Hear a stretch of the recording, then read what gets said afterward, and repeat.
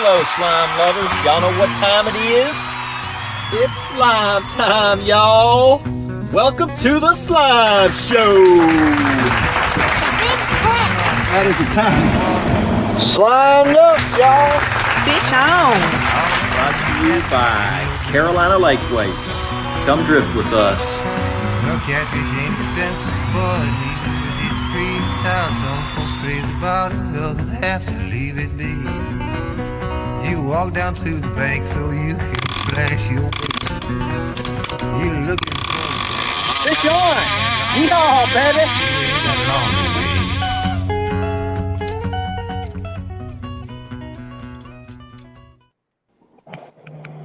What's up, slime lovers? I'm Chris, aka El Gato Azul. Down here is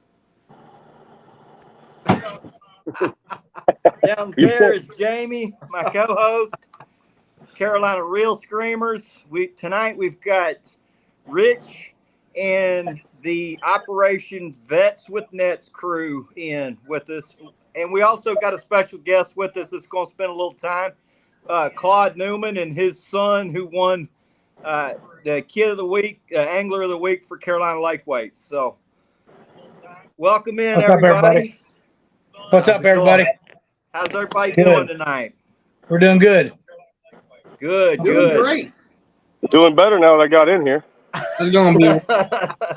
My laptop didn't want to work, so I had to switch it out.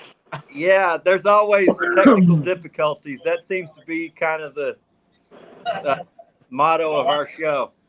Yeah. So, we're used My to it. technical difficulties is my coffee's about empty. I'm going strictly water, the doctor's orders. It's good to meet everybody tonight. I got jungle juice.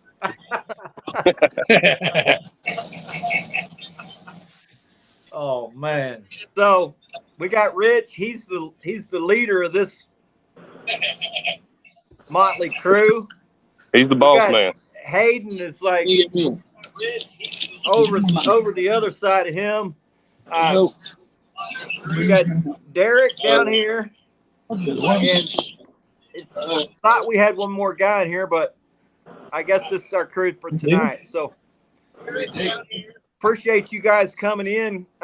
Rich, tell us a little bit about what y'all are doing and how you got it started. Sure. And again, thanks for the invite. We got a lot going on now. Matter of fact, just recently I had an opportunity to do a night tournament with my boy Derek over there on the Chowan, and oh man, good time. I've never done. I'm not big into tournaments, at least not yet. But we had a great. You slept at least half the night. Not half the night. That's what he told my wife. He tells my wife, he goes, he sleeps with his mouth open all the time, don't he? He's like acting like I'm like, but I probably was. I mean, I'm an old dude, man. I'm 56. I need my sleep. No, but we I hear you. we had a great time. But Operation Vets with Nets, how did it start? Where do I begin? I guess it started, in 2019, like I'm 100% disabled. I deal with bouts of depression, major back issues. I'm all jacked up. And so,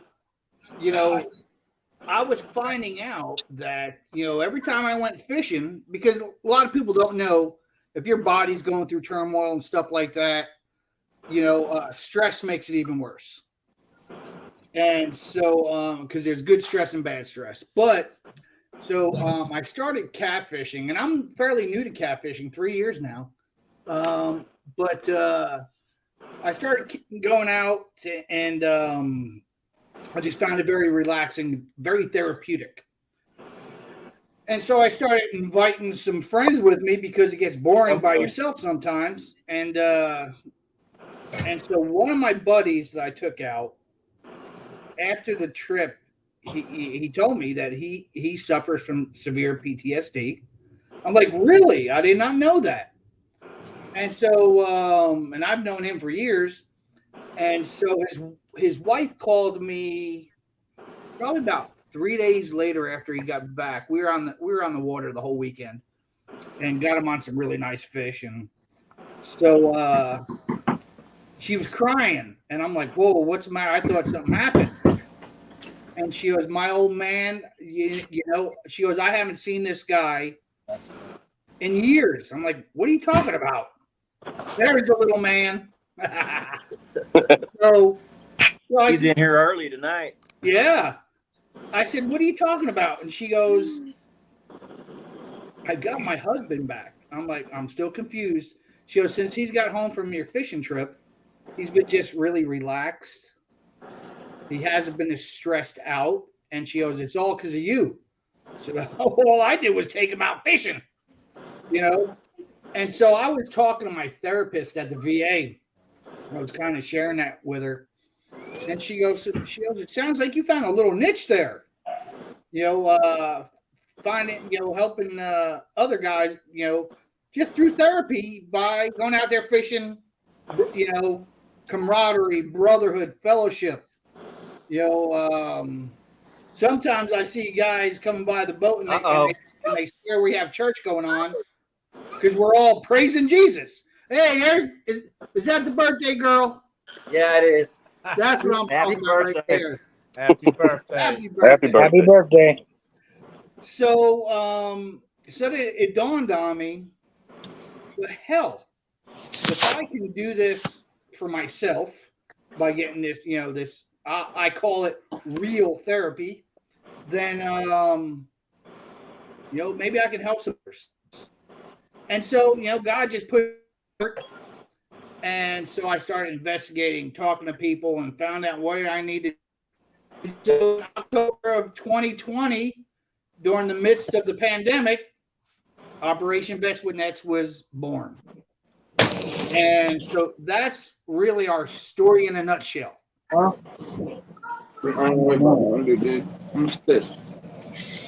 So how did you get hooked up with Derek and Hayden? How did you find these? Well, Hayden, go ahead, Hayden, you tell them. So I found Operation Vets with Nets through Mad Cats, through the website. I was deployed, and I was in Poland end of last year, and I came home January this year. And while I was deployed, I had come across Operation Vets with Nets. And being active duty military, you know, a lot of times the only people to give back to veterans are veterans. So, you know, I wanted to give back in some way. I've only been catfishing on a year and a half now, but you know, I've been fishing with Ken Ferguson and Alicia Ferguson, and you know, they taught me a lot. And you know, they're actually partners down here for the Central Texas chapter, and they, between the three of us, I talked to them, and that we wanted to give back to the community, because you know, me and Chris, we've talked about this a million times. The fishing community down here isn't that great, and a lot of people aren't willing to help anybody. And so we wanted to give back in some way. And, you know, we didn't want to just add to the negativity of the community. We wanted to do something positive in our area to be able to give back to a lot of the disabled veterans. You know, I'm on a military base. A lot of people who retire or get out disabled stay here. So, you know, we had a huge window to help a lot of disabled veterans. And so that's why I got with Rich and Rich talked. And then we decided to pull the trigger on starting the Texas. Watch. Just want to pay attention. So I want to interrupt y'all, but we got Claude the Third over here. He's our Carolina Lakeway Kid of the Week. He won. He's blessing. He won the Kid of the Week award. He caught his PB flathead. How big was that fish? 7 pound, 8 ounces. Nice. And you know, it was a great picture and a great memory. And so, you know, Claude, why don't you tell us a little bit about your son and give us a little insight on that. Okay, he's my name's Claude, and he's 23 years old. He has the characteristics of autism. I don't know, he's a good-looking boy. He's slow at some things he ain't. He's really smart on some things. And he likes to go fishing, which I do too. But back in my day when I went fishing, you had a Zebco rod and reel. That's all you had. These days you got everything. You know, top of the line, Mad Cats. And I took him fishing one day, and he said we want to go out on a boat, so we did. So we come back and started fishing. It was getting real choppy out there, so I thought, well, we'll just come back in and fish out of the boat, at the dock. So we did, and I told him, I said, you sit here and pay attention, you'll catch a fish. It wasn't about 5 minutes later, it hit. I tell you, And congratulations. he was excited out there. It was just a smile on his face. Bring tears to your eyes. Congrats, Claude. That was an awesome Yeah. picture. Awesome fish, buddy. Great work. You I know killed it, there's a man. lot of You It's a killed great it, work. buddy. There's a lot of people proud for you, buddy. They really are. He's going to catch more, ain't you? He's blushing now. All right. Well, I know a lot of people were touched when they saw that. I know one of our teammates, Ian Tipton, gave him a rod and a reel. That's pretty Yes, I went and cool. picked it up. Yep. When I told Action Jackson about it, he wanted to give Claude a Mad Cat's rod. So Mad Cat's going to be sending you a rod, Claude, from my son Action Jackson. And I also spoke with Matt Knight, and he's going to be sending you some stuff as well. Yep. Jamie and Rebecca, I know they sent you a hat. Yep, he's got it on right now. You're wearing it. That's pretty awesome, buddy. And He's blushing. We got you some more stuff coming too, buddy. Hey, and Oh, if thank you you. get me his contact information, I'll send him out an Operation Vets with Nets t-shirt. Nice. Ooh. oh, cool. That's cool. I'll get that to you, Rich. That's awesome. Thanks, buddy. Absolutely. Nice. Yeah. So, Claude, we love you, man. I think Keep doing what you're doing, buddy. We appreciate everything that you do for us, Yes. and we enjoy having you as part of the family. Hey, he left for a minute. He started crying, guys. He's so happy. Well, I tell Yeah, you, that's- everybody out there. He's got tears in my eyes. We're so proud. We're so proud of y'all, man. I mean, Yeah, I appreciate it, man. It's a blessing. Also, you guys was talking about the Operation Vets for Nets. I have a friend who was in Saipan, and he was on, I can't remember what the ship was, a War Eagle or something like that. And he did like 3 tours, and he was telling me how bad it was. I was going to try to get him on live, but I couldn't get a hold of him. Well, if you want us to see if we can get it and put him on a trip, just go out to our website, and I'll get more in detail with that later. And Yeah, I told him I'd take him on my boat anytime. Oh, okay. All right. Well, there you go. Where are you guys out? I'm out of Ohio. Well, I've got some connections in Ohio, so I'd be able to get them out there as well. But we have a chapter in. Hey, thanks for putting up the website. Yeah, thank you. We've got actually a chapter that says where Hayden's at. Northeast North Carolina, just south of Chesapeake, Virginia, which Derek will talk here in a minute. And then we've got where we found it out is the North Carolina, Virginia area of Lake Gaston, and I've got some brothers all over that take folks out. So I'd have no issue trying to plug somebody in. Yeah. I'll definitely let him know. Thank you. Absolutely. Yeah. Rich, if you got anybody that wants to go out here in North Texas, I'd be happy to take some guys fishing. So, let me know, buddy. Anytime. It's 105 here, so it's not ideal fishing conditions, but It's 105. Yeah, if you know anybody in Ohio, I'll take him down here too. I'm not the greatest, but I'll take him out. I'll get your information from Chris and that'll work. Yeah, we're looking, the more folks we get volunteers out there throughout the states that are willing to have that servant's heart and take folks out, man, it's a blessing, because if we could save one life, it was worth everything that we do. That's it. Well, you guys are how we live now. We're free, Yeah. Awesome. Yeah, we appreciate y'all, and I think it's cool that we got y'all coming on around the 4th of July when it's It's on pretty much everybody's minds.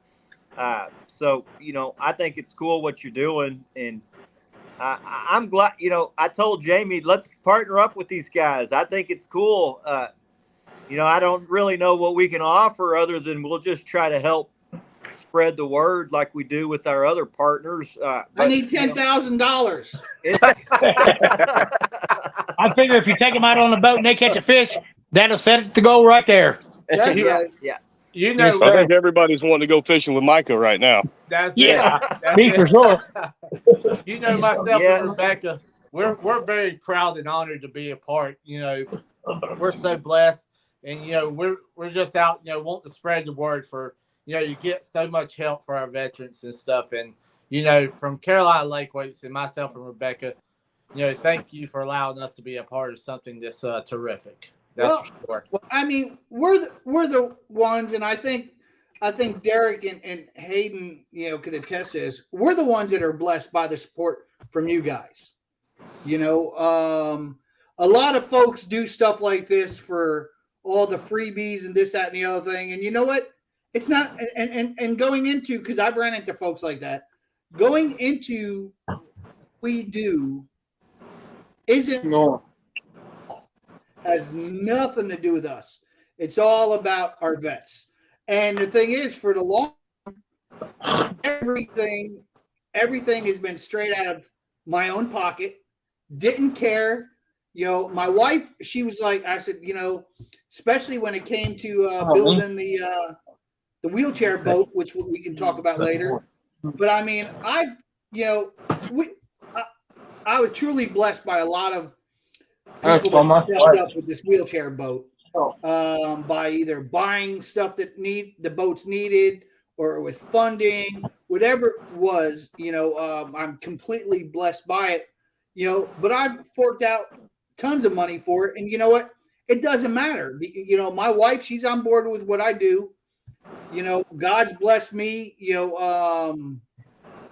To where if I can do, I'm going to do, and I do it. So if we had no supporters, the mission's still going on, and that's how it was our first 8-9 months, and that's okay.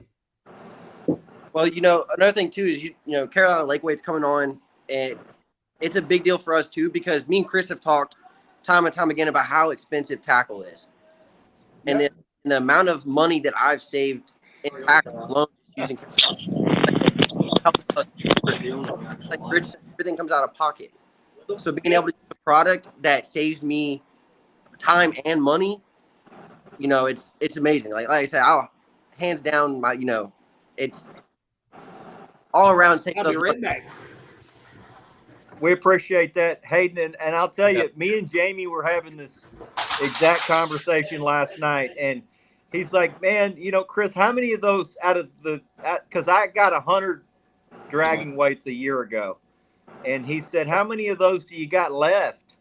And I went and I looked. I'm like, well, I got 50 in my shop. I got 25 in my boat, in the can in my boat. I've given away a lot. Out of the 100, and I went and looked on the boat at my rigs. Half my rigs were from when I put them on.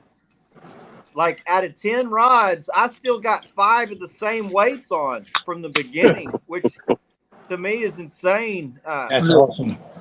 Fucking you hold it. In that same time frame, the weights I was using before, that I'll tell you, by just looking at them, they looked identical to a Carolina Lake Weight. I mean, the company's defunct now, so I can tell you who they were. They're Bone Town. They look identical. They're obviously not the same.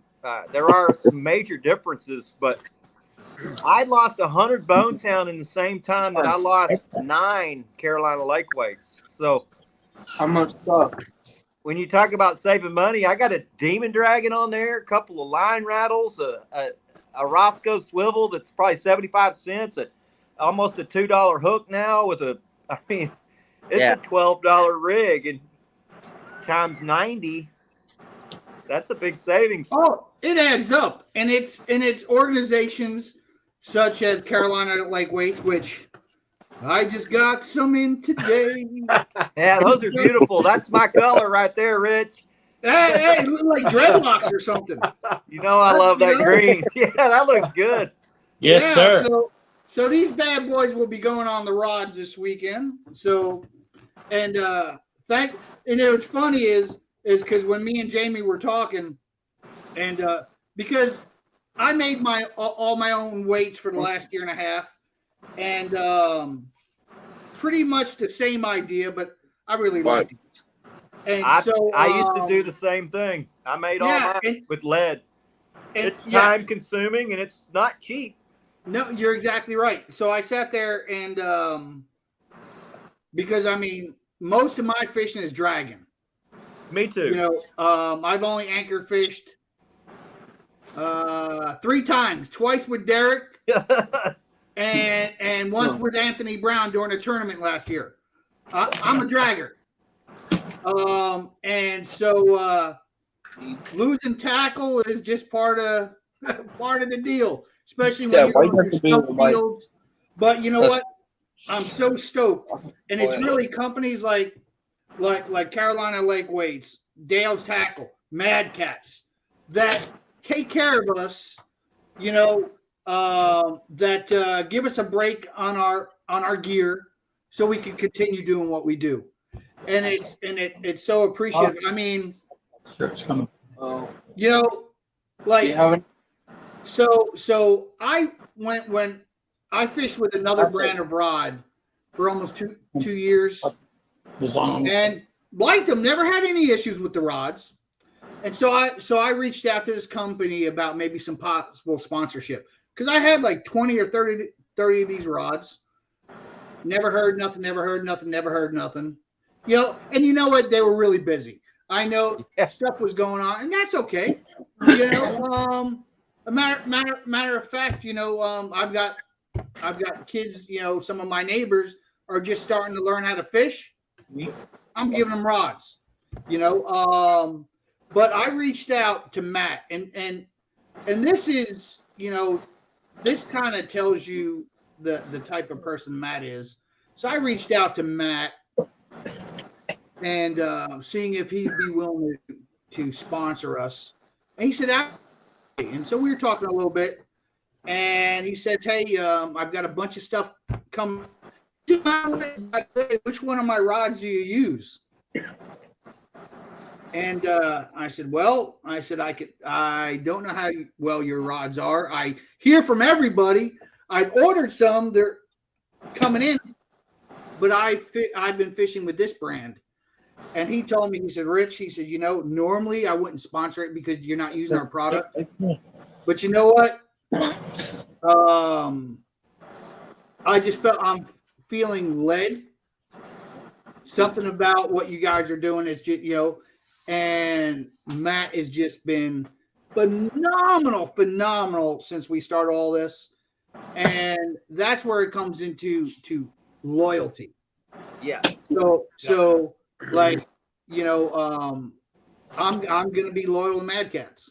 I think, you know, you're going to find that most of us guys that are using them are like Mad Cats. You know, I'm with them, and I'm proud to be with them. You know, I think it's cool. Absolutely. I mean, I'll get on the phone and I'll be talking to Matt or something, or just hit me up. As you guys see, I'm working. I'm trying to design our first jersey. Yeah, and, isn't that fun? Oh my gosh! How long were you on the phone with me last night? Oh my God! I was on the phone with Derek. Until like almost midnight, and because I was helping him redo his actual Patriot Catfish Club logo. So we're doing that stuff, and I'm just trying to do this, trying to do that.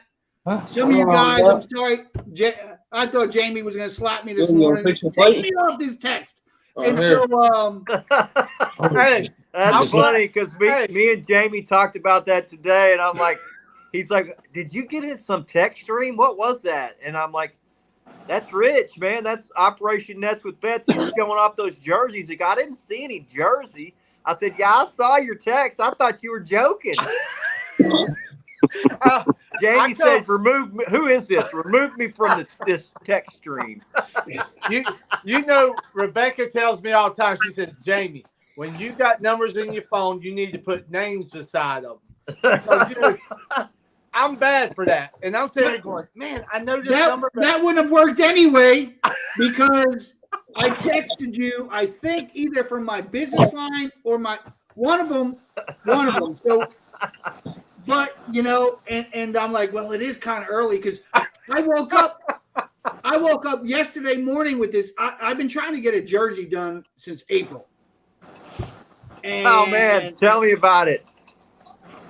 So Dale from Dale's Tackle hooked me up with who he's going to get his jersey. And so I've been working with them, and so then I start putting some things together, and I'm calling Derek, and we're going through. I'm shooting him emails and looking at this, that, and the other thing, and then my wife tells me, "Oh, you need to change this." She tells me this morning, and I'm like, "Oh, I can do that," because unfortunately there was a family emergency, so not with me. But with the guy I'm dealing with. So I said, listen, don't worry about it. I'll talk to you next week or something like that. Get you all the designs next week. So who's doing it? LB Brooks from hey, he's doing ours. I know. Well, see, that's good because he's doing that. We've been doing ours since April or before April. Yeah. Well, see, I reached out to somebody else since April. And just we haven't been able to. I keep calling, and me, yeah. I'm a person.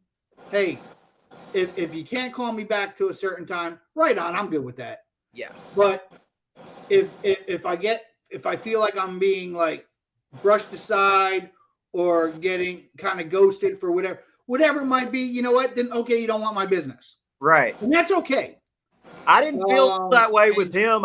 It's been a long process of back and forth and back and forth. And, you know, I mean, he is working with me and it's been, you know, it's just a long process of, I want this. And then it comes back and it's not what I wanted.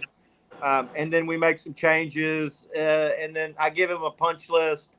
He brings it back to me. It's still not, you know, I want this one big, this logo bigger. I want these three smaller. Move this one down 2 inches. And every time you do it, it's another week. and I'm okay with that because the time so if I have these jerseys ready by the fall, that'll be perfect. Well, Rich, and then I'll put these out were supposed to be our spring jerseys. Now we're, you know, it's like, damn, should I go ahead and just tell them to put some long sleeves on these damn things? Because I'm getting short. Oh, yeah, mine are long sleeve. You know, we got fall jerseys, but our team has grown exponentially since the winter. And we want, you know, all our guys want to be rocking a cool team jersey. And I'm thinking, well, we need short sleeve because nobody wants these long sleeves in the heat of the summer. And now I'm thinking, damn, just go ahead and add the long sleeves. and what I like when I'm talking to LB is everything is done in it from stitching the shirts. That's what I like about it. So I'll pay the because there's plenty of guys out there a lot cheaper. Yeah, but you know they're what? coming from Pakistan, and I told Jamie I don't want our jerseys from Pakistan. I'd rather them be made here. Yeah, that's we'll right. Pay a little and so more. I rather pay more. Yeah, I rather pay more, and that's okay because then you know you're going to get that quality. Right, because these jerseys are something our guys wear every week to fish in. And, you know, if you spend the money, you might as well get what you want and one that's going to last every week, all year, going through the washing machine. Yep. Exactly. They take a pounding. And I will say we used tournament logo wear last time, and the quality was there. But they were very expensive. And we had a lot of production problems where they would send the jersey and it was wrong. And then it would, I don't know, it takes 2 months to make them. So it would be 2 more months before the remake. They did that 3 or 4 times. And like, so we jumped ship, went to the LB because we met LB at CatCon and he's a real nice guy. And Yeah, Dale turned me on to him because I was trying to go with somebody closer to us, and but you know what? To me, it's if you got good customer service, you got a good quality product, and it's made in the USA. That's number one. Then I'll take less because everything we sell as far as swag, I mean everything goes back into Operation Vets with Nets. There isn't one single cent that goes to anybody else. So all this goes back to the vets. So and that's okay. We'll make less of a profit, but we're gonna be happy with the product. yeah, we're gonna offer them to our team, but with the name. But then we're gonna offer them to customers as well. I don't think Jamie's really gonna make much off of them. It's just something cool that people want. I think our short sleeves were 40, and I don't remember what he quoted me on the long sleeves, but we're gonna start with the short sleeves, a guy and a girl version, and we're gonna do a hoodie, which I'm just starting with the initial design. I haven't even gone on to but it should be fairly easy to scale that. But how much are your long sleeves, if you don't mind me asking? What the? Yeah, y'all's long How much sleeve. we're gonna sell them? How much? We're gonna be selling them for probably a flat rate of probably $7 for shipping. Okay. For the long sleeve and now, but if we get we're gonna have a pre-register. So when you pre-register, people pay up front, then you can put their name on the back. That's Is that what exactly your plan it. is? Yep. Okay. And so if we get more, if pre-sale goes off, well, I'll run the pre-sale for like 2 weeks. If it goes off well and I order more shirts, hopefully he'll lower the price by a couple of bucks. Then what I'll do is I'll lower my price by a couple of bucks and to make the shirts more, so. Yeah. What I think is important before we continue on talking about what this stuff is, one thing, we met Hayden, and he kind of told you the story with how we set them up in Central Texas, but then we got Derek. So, Yeah. So Derek, tell us how you got on and kind of your story. I retired from the Navy after 22 years in February. I've been fishing local tournaments around this area for quite some time, and my wife and I wish she was here with me right now because she's one of the she allows me to be able to do what I do the most.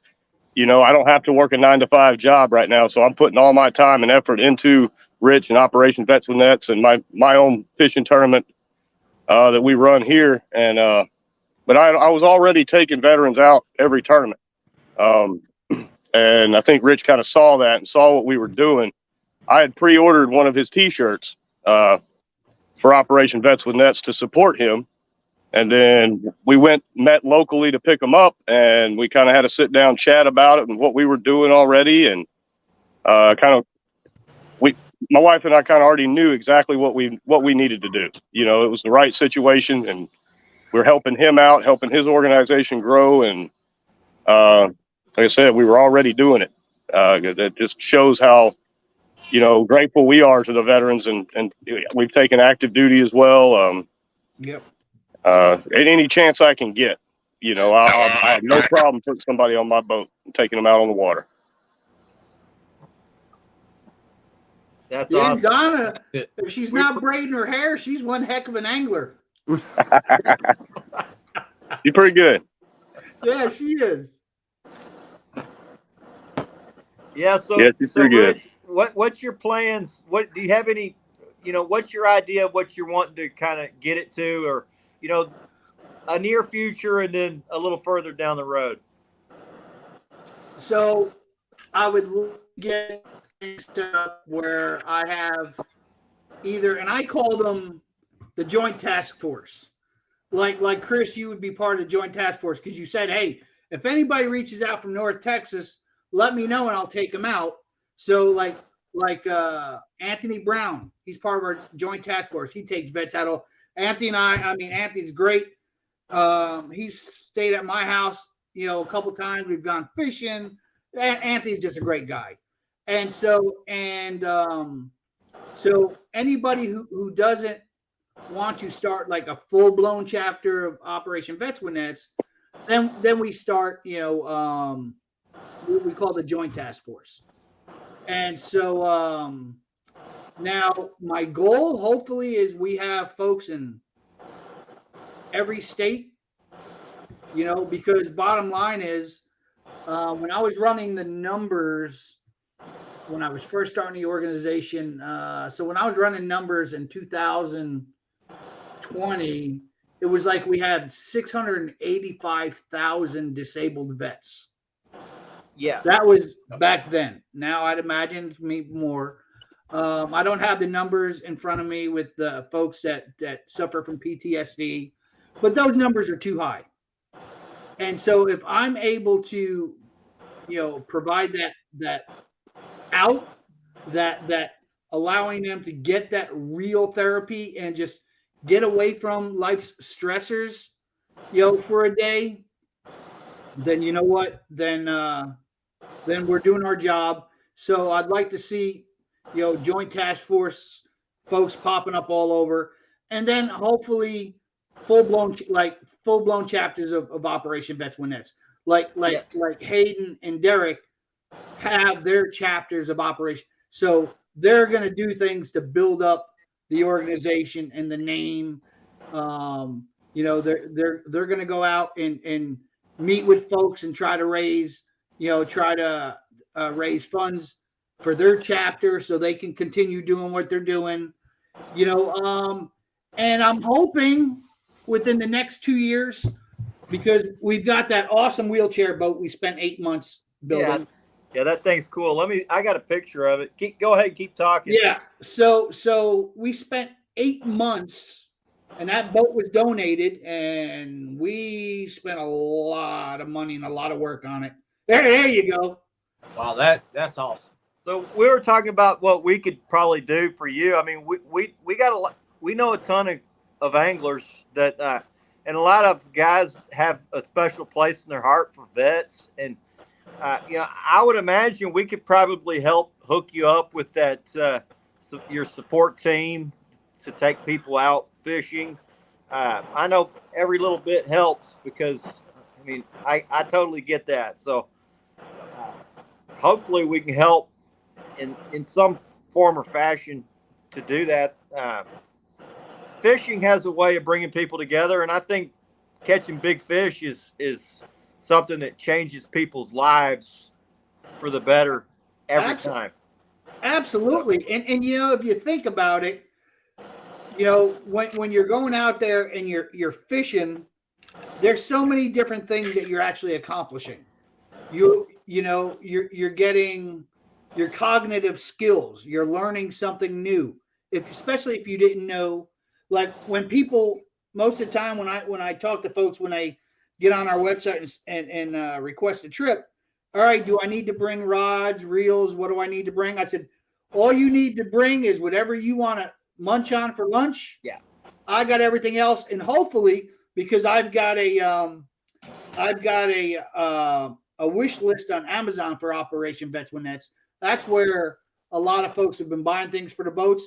I got I put on there a grill for a pontoon boat that I can put on the rails.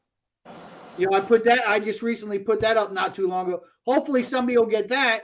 So then they don't even have to bring lunch, man. I'll be out there cooking hot dogs and kibasi or whatever, And so our next goal is as far as what we want to accomplish is I'm trying to get a regular catfishing boat. And you guys know what I mean by that. Because if there's a vet, for instance, saying, 3 hours from me, there's nobody in the area that I know that can take them out, I want to be able to travel to them and take them out. And so if I have to make it a weekend trip, I'm going out and taking them out. And it's so much easier to do that with a much lighter boat. If you haven't pulled a pontoon boat down the highway, and I know Derek has, if you haven't pulled, they're a pain in the hind parts. That's a white knuckle adventure. Yes. And so She's still hooked up, actually. So we got a lot of guys that, like I said, we could probably. I don't know. I don't know how we could do it, but I think we could probably get something together where we probably maybe do some type of online tournament to raise money, but then also get some of these guys that we're friends with to take guys out from time to time. So, we got guys like Kevin Palmetto Cats. I'm sure he'd be willing to do something for the vets. I know Roger. He'd be all about doing that. We've already got our teammate Ken Ferguson who's on board with you. oh yeah. Freddie's a vet. I'm sure he'd be willing to do something for the vets. So, fishing is a cool thing, and hopefully we can help you guys. Yeah. Do in some form or fashion. So, Chris, just that little bit of bonding time, just being out there on a date or a night trip, just getting to know each other, just to talk, just to fellowship, just takes their mind off, like you were saying earlier, off so much, just to hear that laughter, watching them catch fish. That's what it's all about. Yeah, fishing's therapy. It is. It's real therapy. Real therapy. Yep. That's for That's sure. right. Real therapy. And what's funny is, So I've we got a got lot of Bendix. advertising on the back of my truck, and one it says, "Are you a disabled vet in need of real REL therapy?" And then it's got my business number. Yeah, I And saw somebody that. actually called me. I was on my way on a week-long bike trip going up northern New York, Canada, with my baby brother and some of his friends. And so I had a guy call me. He saw my truck going down the highway.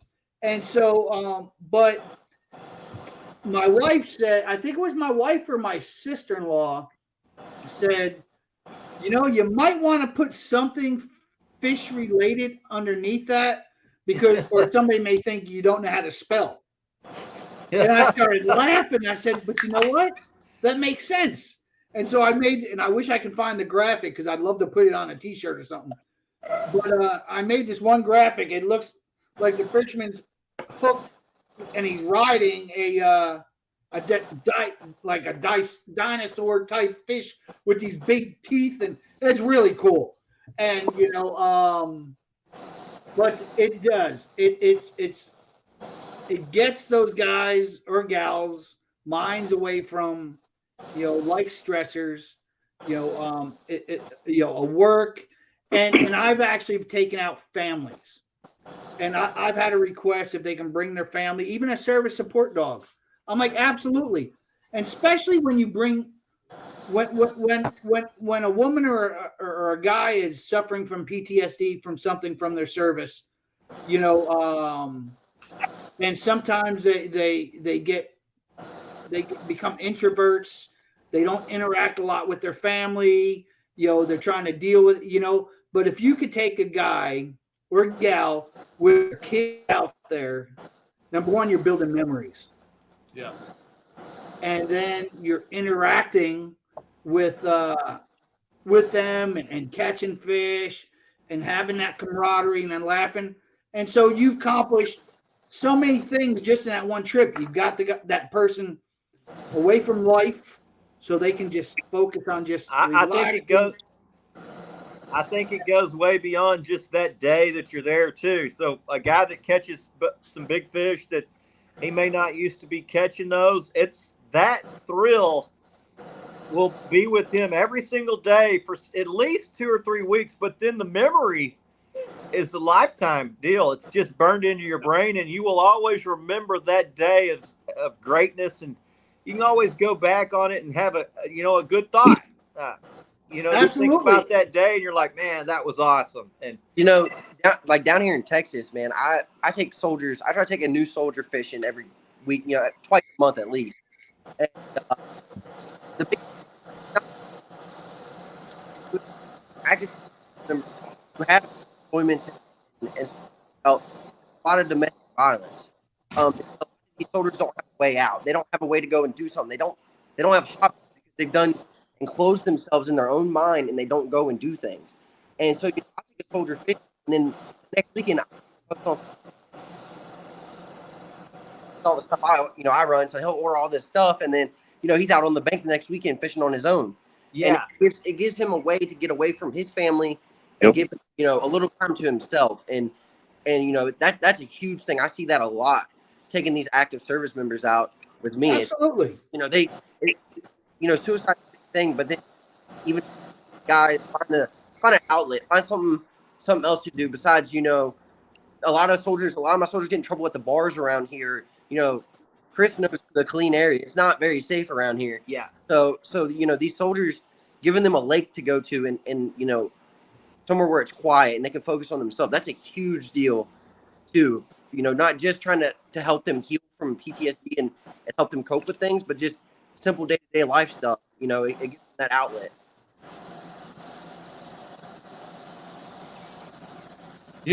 Our vets, they've given so much to our country, for all of us to be free.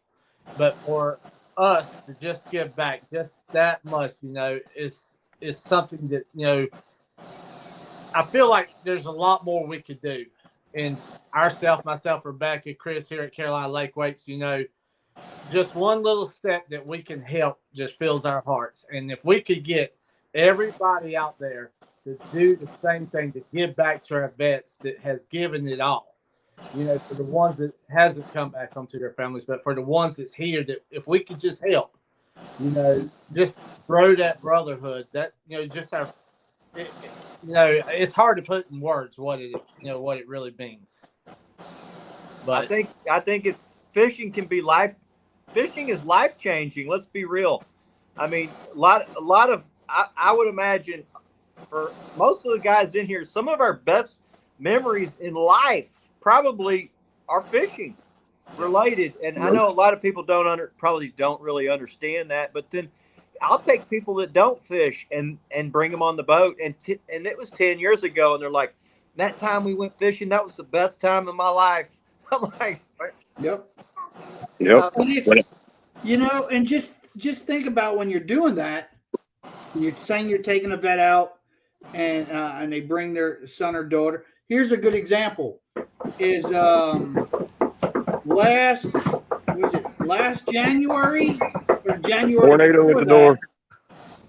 I was it was my first official Operation Vets with Net trip, and it was my neighbor in Lake Gaston, and he's got a son on the spectrum, and so we go out. It's 18 degrees out. I have no enclosure. It's on my personal Tri-Tune, so I got him a motorcycle helmet to put on his head, so as we're moving, it's keeping it's freezing out. But you know what? It's a time that it's the only time he had, and he's active duty Army, getting ready to retire, and so we took him out, and we got on our first fish with probably about 10 pounds, and we're calling him, and he didn't want to get up. He was so cold. That's why I can't wait till I get an enclosure on this Tri-Tune. But then his dad reeled it in, and he saw the excitement in it with his dad was having. So the next fish we got, which is probably about a 15-pounder on the line, he jumps up, and here he is. And there's videos. You can check out the videos on there. I've got them on my website and stuff like that. And here he is, real with this big motorcycle helmet.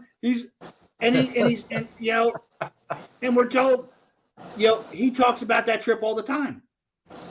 And so when you're able to get away from life's stressors, but then build that memory with your son or your daughter, man, that impact alone could impact that kid for the rest of his life, and that relationship with his dad, or her mother, whatever the situation may be. And so if we're able to contribute towards that by just taking them out, and we'll go out and they'll be like, Rich, there's another fish on. I said, all right, well, you know how to use that rod and reel. Go ahead. They're like, you haven't reeled anything in. I said, listen, I fish all the time. I said, I don't need to be catching anything. Go. And I had one guy, I took him out, and he was on a 45-pounder. I'm like, damn, I should have took that one. But, and I told him, hey, if it looks like we got any kind of records, you hand me that rod and reel. And they're laughing, and it's just, and I guess I know probably Derek and Hayden can attest to this, is not only are we, we're not therapists, we're not doctors, we're not any of this stuff. So what we provide is that real therapy, but it's not just therapy for those guys either. My matter of fact, we did a wavy, the biggest news station in the area here did a big story on us, and she asked me, she goes, do you get therapy out of doing? And I said, I probably get more therapy out of this, taking Absolutely. somebody else out, than they probably do. I agree. It's so therapeutic, and my wife knows when I'm stressed from work, like right now, I've got to have my evaluations due in by tomorrow. I haven't even started them because I've been so busy. Then I've got to manage and put together a friggin' $1 million budget that's due in a week and a half. And I'm like, But don't forget about those jerseys. oh, but you got to wear those jerseys. Yeah, absolutely. And I got to order more T-shirts.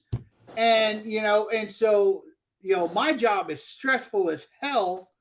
But you know what? My wife knows if I'm really stressed now, because she can tell. And she'll be like, I think you need to go to the lake. I'm like, I'm picking up what you're putting down. Off I go. And then I try to then I'll reach out. All right, we got any vets in the area? Let's go fishing. That's it. And I know we've talked, and you've got a lot of exciting things coming up. You want to share some? We do. We are hoping, and God willing, we want to create our own Operation Vets when that's almost like an ice bowl. We're going to be reaching out to some corporate sponsors, hopefully here in the Hampton Roads area and the Lake Gaston area. And we want to have almost between a $5,000 and $10,000 payout. Man, that's going to be a big money tournament. It is, and so so what's that do? Whatever, it helps us, number one, with with the proceeds of that after payout. It helps us put into a savings account the money towards the boat I was talking about. And it also funds, the trips that we do, and it gets, and I want it to be to where, and I don't want to, and me and Derek were talking about this the other day because he fished the ice bowl last year. So he's giving me he's getting me the rules, and it's going to be a trailer tournament, but on Lake Gaston. They can't fish anywhere but Lake Gaston. And so if we get these sponsors lined up, then we're going to shoot for Veterans Day. And hopefully, from what everyone's telling me, when you have a payout of 5,000 plus, you're going to have 100 plus boats. So that would be great. And so, and if this turns out well, we're just going to do it. We're going to do it annually. You know, so we're excited about that because then I want to make a requirement, but then Derek goes, "You really don't want to do that." But I think every boat should have a vet on it because Hey, the whole purpose you. is this is for the vets. yeah, I don't think there's a problem with that, and I think it'd be cool if you were able to line to get vets that want to go fish it, and then That's line exactly guys how we up were with- discussing. and get them on the boats. That's it. Yeah, and I mean, and then, we you know, we host kid fishing tournaments, and that's what I do with for the kids. A guy's like, "Well, I fish the bank." I'm like, "I got a million buddies that fish. And let me call one of them. I bet you I can get you on one of their boats, and you might, heck, I'll put you on one. And you might have a chance of winning the thing." So, I think it's cool lining people up, and that's another thing. The guys I've lined up, they've become like great friends, and they fish. They've gone fishing time and time again after I hooked them up on the tournament. So it goes way beyond that day. Just like I said earlier about does. fishing. You know, this is an amazing idea, and I challenge everybody. I love to see you have 200 plus boats at this tournament. Oh, I don't know if Gaston can hold that, but yeah, I'm with you. You know, anything We'll be for our doing vets. weigh-ins way into the night. But you know, and the thing is that'll expose, number one, the organization, but that will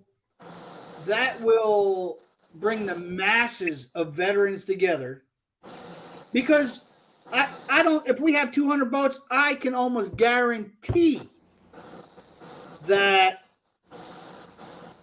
each boat captain knows a veteran. You know, and so I mean, like Anthony Brown, him and Jason, they'll go to wherever they're fishing, they'll find a vet and they take a vet out. You know, it's so cool. He's like, "Call me, all right, I got this vet." I'm like, "Right on." You know, and so I guarantee you, if not, once we really start marketing this, once we know we're going to do it and we have the sponsorship lined up, you know, like when I was talking to you, Chris, you know, like I was talking to one of my board of directors and she's like, "Ain't that soon? Don't you need 6 or 7 months of advertising for?" I said, "No, this is the catfishing industry. That once word gets out, there's a tournament that's got a payout of $5,000 to $10,000, and it's a veterans tournament. You know what? You could put that out 3 weeks ahead of time, and you're gonna have plenty of boats there." So of course I want to advertise I want to get Matt to push it, you guys to push it, and all our other sponsors, Dales and stuff like that, to push that, and so and we're gonna probably come with a 3-tier level sponsorship, you know, and that should really help towards our goal of getting that next boat. So then we can travel. You know, it's so much easier, especially some guys, they might not be confined to a wheelchair, but still traveling could be difficult, or they don't feel really super comfortable, but they got a lake near their area, and I'll do some research on the lake, and guess what? I'll get them out there, and then I'll just travel with the boat, or, you know, I'll call Derek, "Let's go, man." You know, or if I convince Hayden and his wife to come back where the roots started, come back to Virginia, there you go. Well, you got me in a room full of Texas boys, and I'm from East Texas. I'm You're from from Tyler, East Texas, Texas? man. That's where I was born and raised. Oh Hey. hell, I'm a Texas boy. With this weather, I might move back now. You're right. Yeah, I've got family in Plano and Elderly around Gilmer, so they've been telling me about the heat. It's not quite as hot here in South Carolina, but it's still muggy. Oh, it's muggy. Yep. While Chris is away, I'm gonna tell you right now, if he's gonna help out with the northern Texas, I'm gonna go ahead and book a trip with him. I'm gonna take advantage of that. Between him and Jackson, man, they put a lot of big fish on that boat.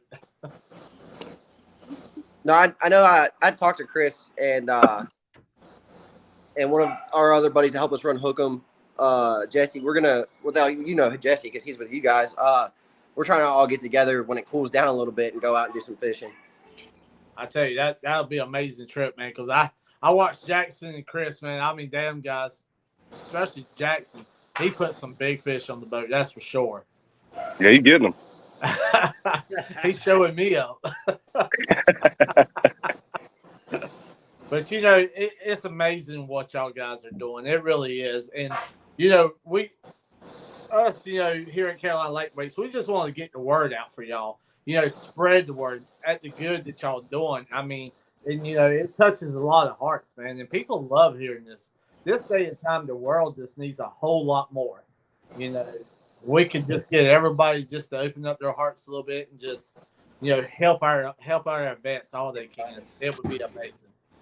It's just spreading the word helps us out so much. Yep, absolutely. Absolutely. And I know myself and Rebecca, we're like I said before, we're just so blessed, that if we could just do it, just a little bit, we feel blessed on it. And whatever y'all guys need and whatever we can do, I mean, let's just keep the word spreading.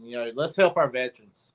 And that, and that's really key. That's what it's about. If you look at back in the day when our military were coming back from Vietnam, okay, and all the protests and calling them baby killers here in the Hampton Roads area, they used to, and this ain't no lie, people would put on their grass signs saying, "Dogs and sailors stay off the grass." Now, yeah, sailors have got a history of drinking heavily. I know. I'm an alcoholic. I haven't had a drink since 2007, so I know. I could attest to that. But and you think about everything those guys were subject to coming home, and we don't want that. We want to feel these guys. We want them to feel loved. And I mean, you got your Gulf War vets. I'm a Gulf War, Desert Storm, Iraqi vet. I did my time, and we want these vets when they do come home to feel that they've accomplished something, and they have a support system also. That's it. And that's so good that you're putting such a group together, such a good organization. It's amazing at what y'all are doing. It really is. Well, it's like guys like Hayden and Derek and some other folks. It ain't me. You know what? I just had the idea. I birthed the idea. It's really those volunteers that reach out and help. They're really the backbone of the organization. It was funny is Derek. I had a guy in Raiden. Is that how you say it, Derek? Down there in Carolina, Raiden. I'd have to grab my notebook and tell you where it was. It's by the Noose and stuff like that. And I didn't know anybody down there that I could reach out to. And so Hayden says, "Hey, listen, you'll meet him tomorrow at the tournament." Chris Spencer, he lives in that area. He fishes that area. And so me and Chris, started talking at the ramp before the tournament. And he said, "Dude, I'm all over it. Let me know." And so we talked afterwards. I gave him all this guy's contact information. He's reaching out to him, and he texted me. He said, "Dude, I've already taken him out fishing." I said, "Have you?" He said, "Yeah." He said, "Dude, he's awesome." He said, "I'll look forward to this trip again." He says, "I said, wow, that's a small world." And he told me, he goes, "You let me know anytime you got anybody in the area. Let me know." JBN, you guys had him on last week. JBN, good guy. Lives only 45 minutes from my lake house. He's like, "Hey, if I'm on the water and you need somebody, you let me know." Yeah, and there's so many other people have done that as well. So really, Operation Vets with Nets has nothing to do with me except Yeah, I birthed the idea, or not the idea, because there's other organizations that do what we do. But the idea for Operation Vets with Nets, it's all our donors, our supporters, those anglers out there, willing to do this. They could be sitting there out there fishing with themselves or with their buddies, but no, they choose to go ahead and take some time and take a vet out. So it's really those people that I'm thankful for. And folks like you guys that and it was funny is when Hayden got me talking to Jamie, and we were talking, and he's like, I don't know so much. We can do some things, this, that, and the other thing, and we're a new company, blah blah. I said, dude, I'm not looking for freebies. I said, if you're able to save us a little bit, that's great. But you know what? Just being a part, being a part of you guys and having you guys a part of us is really what it's about. And I'm super stoked. I sat there and I've been so swamped the last couple of weeks, and I'm putting my list together the other day of what, because I was on my bike trip that I take annually, and I was doing other stuff and work, and I'm like, man, what was I supposed to do? And then I see a sticky on my computer in the office, Place Carolina Lake Weights order. Oh, that's what it was. So I get on there last week, and so I said, oh, and then it was like, I don't know, Jamie, was it yesterday or the day before? Might have been a couple of days ago. And I said, hey, listen, I placed an order up here. I said, you said you were going to send me some things with it. Just add it to the order. He says, give me your order number. And he said, dude, he said, Rebecca don't waste time. Orders come out, orders go out. He goes, you don't waste time. He said, that stuff's already on the way to you. I checked my email and I said, oh yeah, I guess so. It arrives in 2 days. I was like, all right, well, next time, and I was like, I was like, man, I said, I like when I order stuff and it gets that quick. Yeah, she doesn't play around, man. She gets that thing out the next morning. That's for sure. Yeah. And I'm friggin' digging it because it goes with my Mad Catch rods, my new ones. Yeah. What rod you get? What rod you get, Rich? It's, man, I wish I knew the name of it. It's not a goblin, but it's that gremlin. The gremlin. Yes. Gremlin. Yep. And matter of fact, so I'm probably, while the family is sleeping this weekend, I may sneak out for an hour or two to do some fishing at night. Oh wait, I got to hook up my black lights. Okay, well, yeah, I'll get that done too, and see how mine are already hooked up. Pretty green looks at night. So, yeah, those gremlins light up good, so you're going to love it, buddy. Oh, that's what I'm talking about. Yeah. Yeah. Matter of fact, I'm going to probably in the next couple of weeks placing another rod order because I'm getting with Derek because we're trying to, stock stuff up for Operation Vets when that's both him and I. So, we're probably going to be placing a good 10, 12 rod friggin' Always use more Mad Cats. Huh? Yeah. I feel like I always use more Mad Cat. Oh, yeah, absolutely. I feel sure we can get that boat stocked up with Mad Cats. Yeah. And my wife sits there.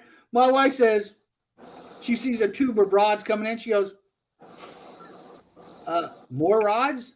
I said, you got to understand. I go, We about to really throw her for a loop then. You might get beat with the rod tube at that point. I said, you got to understand. If I'm like saying, for instance, I'm on Gaston and I'm dragging, like I normally do, I use these certain type rods. I said, but if I'm going over to the James, I need a heavier rod. Yeah. I need different. If I'm out there trying to do maybe some striper fishing, because somebody bought me a downrigger to put on the boat. Gotta have a different rod. Gotta have different rods. And who wants to have to re-rig all the time, Rich? Exactly. And so, I said, in the summer, unless you're dragging in shallow water, I can use the same rigs. But once I get into the deeper water, we have a thermocline. It isn't like we have tidal. So we our know all thermocline is about that about in Texas. 25, about 23 feet. So guess what? I need to run suspended baits. So who wants to re-rig all that? So I have my suspended. And then if I'm going out, bait fish, going out to catch my bait, I still don't know how to throw a cast net. So guess what? I need I need those really ultralight action rods for them perch and the bluegill and whatever else. So yeah, I said no, I don't have enough rods yet. And she's like, oh my gosh. I can't hear you, Hayden. I got them for anchoring. I got them for dragging. I got a set now for carp fishing when I got to catch carp to go catch alligator gar. I bought some 10-footers because I need an alligator gar rod, right? So I got it's gotten ridiculous, but gotta have them, man. My whole living room right now is jam full of the Mad Cat rods from one end to the other end. Jamie's got problems. So I tell people on Facebook posts that say they have an addiction, I say, you don't have an addiction, you just have a passion. Yeah. I just give away 18 of them, and we still probably got 30 more down there or better. It's like crack. You can't have enough. That's So it. when y'all get them, do y'all try to get a whole set of the same color, or y'all the guys that get one of each? I got one of. Go ahead, Hayden. Yeah, I ordered one of each. The only ones I ordered two of was the Micah Signature Series, but I should have just ordered one because now there's gonna be a second one. So Yeah, I've got orange crushes now, and I'm gonna fill in the gaps with some gremlins, and Oh yeah, yeah. I started with it's the gonna be orange orange green all the way around. I had a full set of Orange Crush, and then I went to the Puzzle, and then I went to the Goblin, or the Goblin, and then the Gremlin. I like that green. All mine, the first 10 I got were all the Patriot ones because it goes with the theme of the boat. Those are great looking rods. They are. They are. And so, and I was blessed by Fish by Rod Holders. They sent me, their splatter one of the red, white, and blue. So I've got red, white, and blue, and then I've got some black ones on the front. I saw that you're with Multibard. So did Colton. Yes. So Colton, he's been good to me. I imagine he's a good dude. Did he hook he you up? is. And it's great, and it's a congrats out to him again because just recently he caught his PB. Well, he caught it from his wife, his girl, the baby. But the thing is that so I reached out to Colton, and he did me right, and so I've got the red, white, and blue there. And then I was freaking out because we were a week away from launching the wheelchair boat. I'm finally starting to put everything on there. And I had the 31-inch center, the centerpiece. And so I'm like, because originally, the original boat we were going to put them on, they were going to sit lower on the deck because it was a deck boat. But coming to find out, the deck boat, we couldn't make it wheelchair accessible. And so now I have these, so I built this platform because I got rid of all the seats in the back of the Tri-Tune. And then I had to cut railings to give me some more room. And so then I built out of wood a red, white, and blue fishing platform where I could put the rod holders. And the what's that thing you use for striper fishing? I just mentioned it a while ago. The downrigger and our cutting board. And so I put them on there, and then these rods are way up high. I'm like, oh my gosh. So I said, Colton, I called Colton. I said, dude, I said, we had a change in design in boat, and these center supports are way too long. And he goes, what do you need? I said, what's your smallest one? He said, all right, they're on their way out. I said, what? He said, I'll have them out to you tomorrow. And I'm like, dude, you're a blessing. And so I got them just a couple days later, got them out. They were great. And what I realized though is if there's somebody in an actual wheelchair and they're really not too mobile, I can put that rod holder, the 31-inch one, on his side, angle it back, and right there, sitting in his wheelchair, all he's got to do is reach up and pull it out. I'm like, oh my gosh, this works out perfect. That's awesome. Hey, That's awesome. So Real do y'all pull planer boards? Absolutely. Do you Yep. have a planer board sponsor? No, but the guy that taught me everything about catfishing, Zach Royce, I use his signature planer boards, and I love them. Now I won't use them. I used Zach's boards for about 5 years. Yeah, I love them. I still got a And- set on the boat. But Yep. I will tell you, I'm with Kevin Parks now, Parks Planer Boards. I was going to say, Rich, I'd probably get you hooked up with him. He's one Hey. of the biggest supporters in the whole industry, regardless of what segment you're in, rods, whatever. He is a huge supporter, one of the best dudes I know. I'm pretty sure I could get him hooked. I could probably get you guys hooked up. And All right, that'll work. That'll work. I mean, because I like Zach too. That's how I got started in planer boarding about eight some odd years ago. So, but Kevin's my guy, man. I love that guy. He makes an incredible board, and he's so awesome. Such a great dude. yeah, man, I'd appreciate it because I was thinking about because I bought my buddy Matt, who really is my right-hand man at Gaston, and I've offered him a position on our board of directors and everything else like that because he was a huge part of that boat rebuild for the wheelchair, him and his company. And so, I asked him because he uses Zach's planer boards as well. Him and Zach are very close, but he uses these smaller planer boards when we're suspend fishing because he'll use it as that float plus a planer. And I'm like, so I have a set of those as well. But yeah, I can definitely, because if I'm gonna start getting into some of these tournaments and trying to learn to run 4 planer boards on one side and 4 on the other, What's then cool hey, about I can. Kevin is he's got about 5 different varieties. So they are all specialized. He's got a big board for suspending big baits. He's got a river board for fishing in rivers, current. He's got a lake board. He's got I guess what he calls a bait board where they catch skipjack and stuff like that. He's got a crappie board. Wow. So, Okay. I mean, not all boards are. You can't just do it all with one board. Like a lot of these companies just give you one board. So Well, I use 3 different boards. Depending I on know what I'll I'm need doing. something for the rivers because I want to start getting on the James. Yeah, he's So- got a river board, what he calls a river board or a tournament board. So I'm gonna hook you guys up. He's a great guy. I'm pretty sure he'll be on board with it. I can't speak for him, but and you Right. also said that you've got a bait board. What bait board do you have?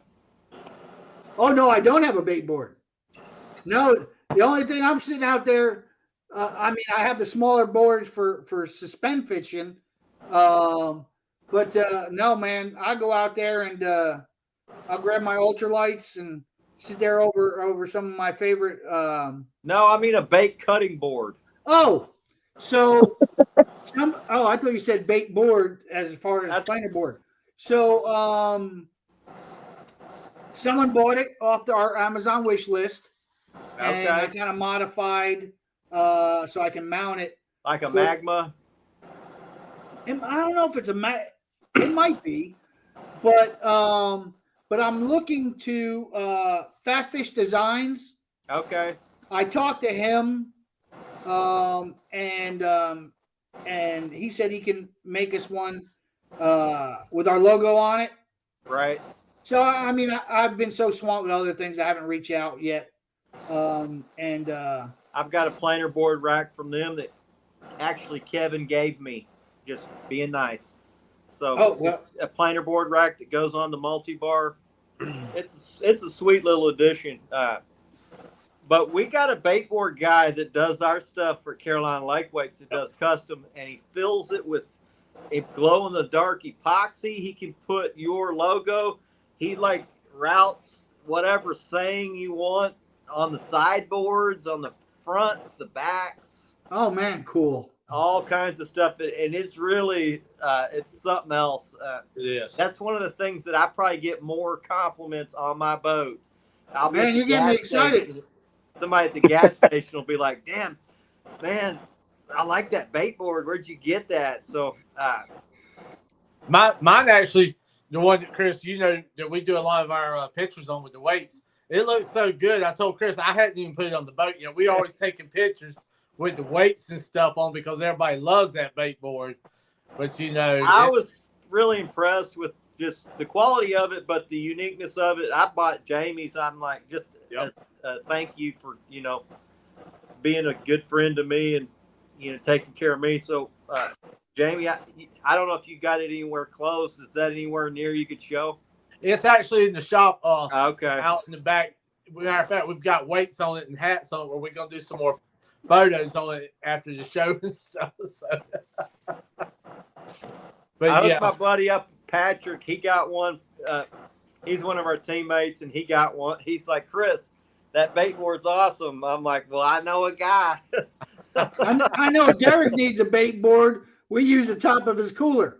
Every cooler I got's got slice marks all over it, man. Yeah. that's Well, But I'm proud of them. Oh yeah, I'm That's it. with you. And Hayden's saying, "Yep, me too." Well, Ken's got a bait board, and we still cut it on the cooler. It's all about the convenience, right? Yeah, it you is. pull It is pull- absolutely. the cooler and then just start cutting right there on the top. it. Yep. But I did see Bending Tip Catfishing said something about getting a hold of one of us. I do follow you on Facebook, so just shoot me a message and I'll give you a phone call. yeah, I can get him hooked up. He's up in southern Oklahoma, southwest or south. I don't know. I'm not familiar with that side of the border. Texans don't venture over there too much, but he's a great guy. He's a vet, so I think it'd be a good connection. He said he's willing to take some guys out.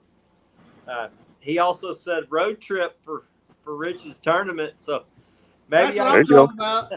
maybe I can get Patrick to drive his boat up there, and I can jump on with him.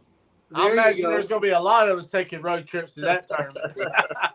You know, and I'm hoping. I'm really, you know, I'm so stoked about this. You know, and like I said, you know, I called Derek, started talking to him, started talking to JBN about it, and then You called me, told me you started having dreams and stuff, you know. Yeah, Like, all right, Rich, we're good, but we ain't. Hold on. yeah, that's what he said to me. You know, and so and then he's like, "Man, I'm gonna start charging you. You're keeping me up way past my bedtime." I said, "Dude, hey, I'm working on your logo and the shirt, so I'm helping you redesign your logo or fixing it, you know, which is a really cool logo that he's got." And so You got your logo on your T-shirt there, Derek? No, that's Operation Vets and Nets. Okay, that's a good-looking T-shirt. Yes. What do you got? What are you rocking, Rich? Let's see what you're rolling with, buddy. Mad Cats. Yeah, that's standard issue gear for me these days. I see Yep. Hayden. He's rolling Carolina Lake Weights gear. Let's see the back of that one. Oh man, hold on, I got to find somewhere to put my phone down now. Now, Chris, I've got that same shirt you're wearing there, the Patriot, and I put I reached out to Matt and he said absolutely do it. I put this logo right here on the sleeve of the shirt, Oh yeah, that's and pretty cool. It looks really good on that pattern. And Yeah. it's funny. It's funny is that at the tournament there was a whole bunch of us that had our jerseys on, and Derek had his shirt like yours on, and he's like, "Damn, I wore the wrong Mad Cat shirt." I mean, gee, man, we all had, you know. Jamie, what are you rolling with? That looks pretty Mad Cattish. Oh, I see it. Okay. There you You go. got, yeah, you're rolling. I'll with, tell you is that the what, bulge? Matt Yeah, must be Let's really see that feeling hat, the love. Jamie. Huh? Let's get a close up of that hat. There you go. Okay. I need one of Yep. those. You know I love that green, baby. Let us know. We'll get you one to you, buddy. Yeah. I'll order one next time I see him. But I didn't see. Y'all sell out of hats so fast. I tell you, Rebecca turns and burns them so fast, and you know we've been very blessed with that. But we'll definitely get you hooked up. I promise you. We again, you know, God's blessings pour out.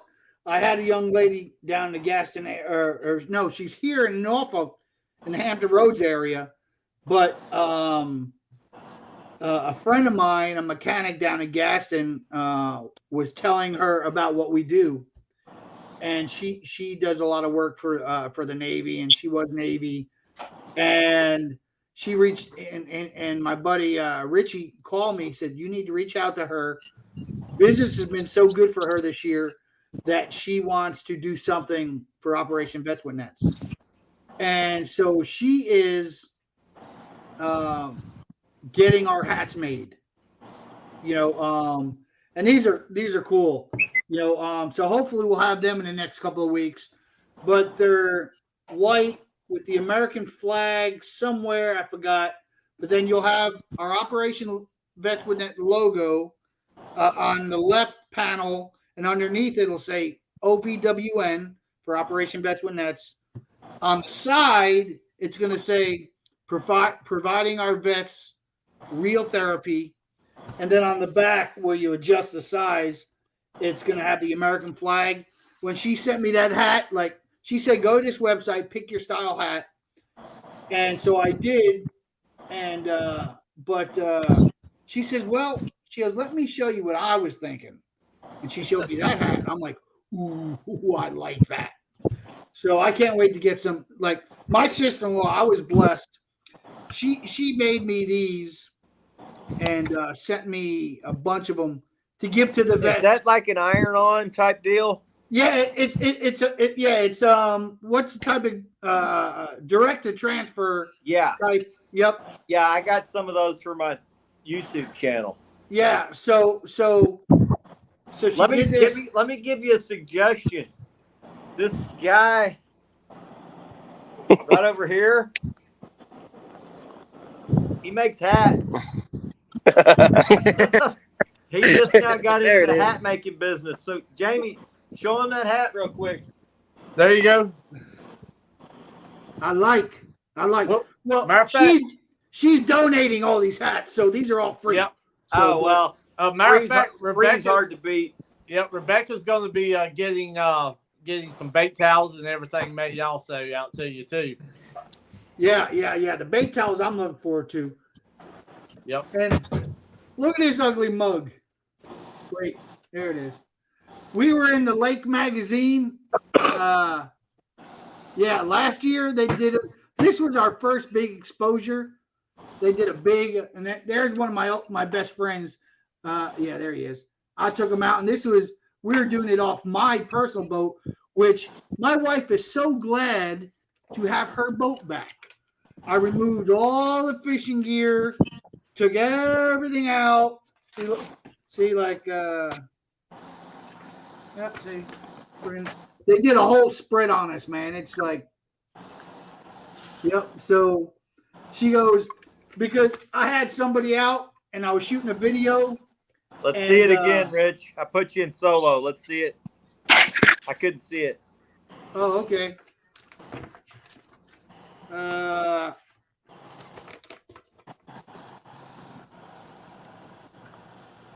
Love it, man. Love it. Yeah, man. So I was I caught about a 25 pounder. I was pulling him in and I flopped him on the sofa seat as I'm trying to get the hook out of his mouth. And it was a cool video. And what's my wife say? What is that fish doing on my friggin' boat like that on the seat? Sounds like my wife. And so I'm like, well, he was like 25, 30 pounds. I don't care. You put him on the floor. And so needless to say, when I got back home, she had me scrubbing the boat all out. And so when we got the wheelchair boat, because it's just not for a wheelchair, it's just wheelchair accessible if we have. Matter of fact, I'm taking out a wheelchair vet in 2 weeks.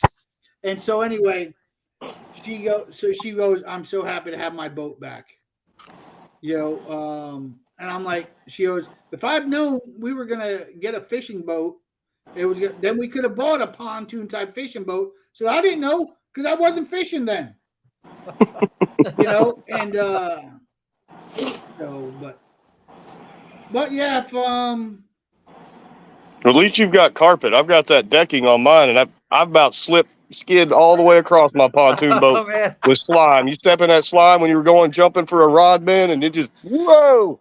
Here we go. I You learned see that that carpet I need to wash my boat in the winter because I blew out a knee about, I think it was 3 years ago, slept and sliding on that slime. I'm like, all right, I guess I best wash my boat in the winter because The blowing rain out your normally knee ain't fun because you can't fish for 2 months after you do that. the rain normally washes ours, so we just let it go. That don't work, buddy. That just turns it black. and my wife will sit there and we'll be at the lake and I'll be out fishing and I'll come back and my bibs are like full of slime. And so I go throw them right into the wash. Oh, then she's mad at you. She's like, now my next load smells like slime. And she's like, I just washed this. What's all this stuff? Then we put it in the dryer and it's all this dry stuff. She goes, I said, she goes, what did you get on there? I said, that's catfish slime. Yeah. So Jamie, what's the secret to getting out catfish slime? The rain.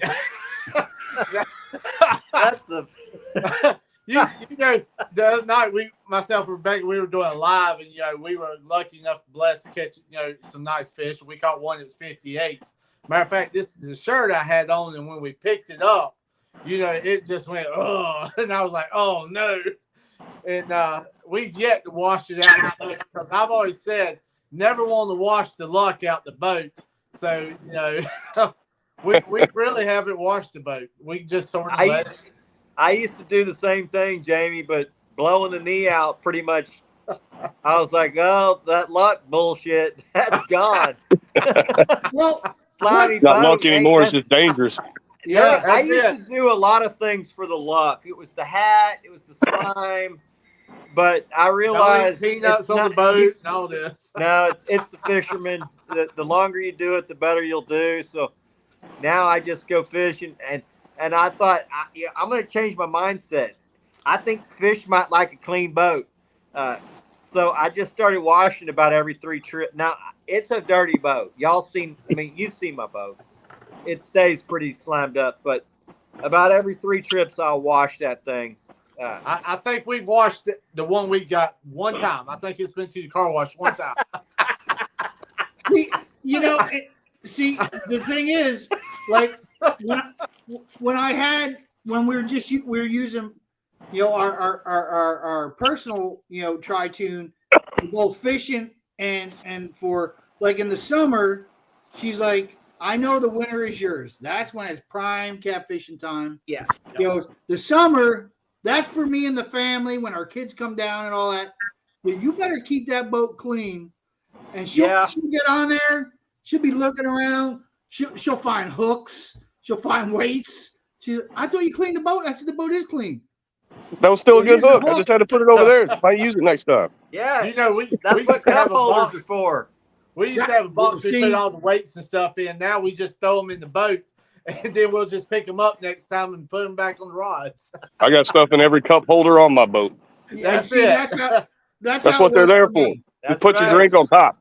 That's it. I got, there's you put the one drink cup on the holder dash. that holds drinks. There's 10 cup holders that hold my hooks and weights. Now, what? I mean, I don't know how many viewers we got on Facebook and within YouTube, but you asked the question. What's anybody out there? What do you guys use to get that slime off your clothes? I want to know. It doesn't work, man. I'll tell you, my wife's like, you need to soak that crap in the tub. And when you do, you need to pour vinegar in there and then a little bit of detergent and leave it in there overnight before you put it in the washing machine so that it's loosened up. And I'll tell you, it does help. I've always heard just pour a can of Coke in there. Really? I Yeah, guess that's the what we acid used to eats get. I was naval aviation. That's what we used to get all the grease out of our uniforms and stuff like that. You just pour a can of Coke Okay. in there with your laundry soap. I'm gonna try that. I'm gonna You try know- that because no matter what I do, she's still complaining about the next load after I'm done. You know, myself and Rebecca, we have a tradition. If we have a good night of fishing or a good day of fishing, we'll actually want to stop by a restaurant or a Waffle House to get something to eat with the slime all over us. Yes. People are Yes. like, what have y'all been doing? And she's like, we've been Man. catching catfish. You go to the fanciest restaurant in the town, That's too. it. Throw in there grinning from ear to ear. That's Yeah. it. Rebecca, I think Yeah. we just came up. I think we just found a niche where we can make our millions. We need to come together and figure out what we can concoct. You know, what kind of concoction we can make that removes slime. Oh, we'd be Yeah. millionaires. Yeah, yeah. You might. yeah, be we would onto definitely something. sell a lot of it. That's for sure. But yeah, we enjoy that. So a good Rebecca, she'd be leading the way right into a restaurant, all slimed up, you know, hoodie and all, and just we Jamie, don't care. I can show a million fish pics with the biggest damn fish you ever saw, but the one where the guy's standing there like this with all the slime on him gets the most likes. That's Yeah. it. That's it. They're like, That's it. that one gets 200 likes. The 75 pounder that's the lake record gets 50. It's like, what? Yep. People don't care about that. They like that slimed up. They're like, that guy's happy. I know he's a happy son of a gun. That's it. Oh That's yeah, it. when I come home all slimed up, you know, the wife would be like, good fishing day? I'm like, yeah. Yep. That's why I like it, because Donna just gets all slimed up with me. So Yeah, see, I wish I can get my wife to go fishing with me. But and I keep trying to convince her, and she's like, baby, the more you ask, the more I'm going to tell you no. She goes, I'm like, well, you can read a book, and I'll fish. And I'm like, she's like, that's your thing. You do you. I'm like, she'll go, you do you, boo. And I'm like, okay. But I think I'll get her out one day. And then when she sees it, you know, and she sees that big fish, and I don't know, maybe she'll be like, oh. now seeing is one Yeah. thing. You got to get on that pole and start fighting it. Then No, it'll I really agree. change your mind. I've That's done that. where, My wife's the same way, Derek. My wife, I'll take her. She's caught big fish, but it's cold. So she's like, well, I don't want to go. And, you know, you think it's fun, but I don't like fishing in the cold. But then 3 weeks later, she said, you know, your YouTube channel would be a lot more popular if I fished on it. Like, Hey, well, why don't you come fishing? I mean, we're out here every damn weekend all year long. you know, ours wouldn't be nothing without Rebecca. Everybody loves Rebecca, so you know, I just go. She's the one that everybody loves, man. I mean, she catches. Yeah. And So see, it's that's- the same way. My family, they're like, I mean, they all love me. I know they love me, but then when they meet Vicky, they're like, we got your back, Vicky. We got your back. And I'm like, hey, wait a minute. You've known me for 56 years. You just met her. Yeah, that's it. We've known you for 56 years. I'm like, wise asses. Ryan says, I haven't cleaned my boat in years. Finally brought it home a couple of months ago and power washed it. My wife walks out and said, have you started yet?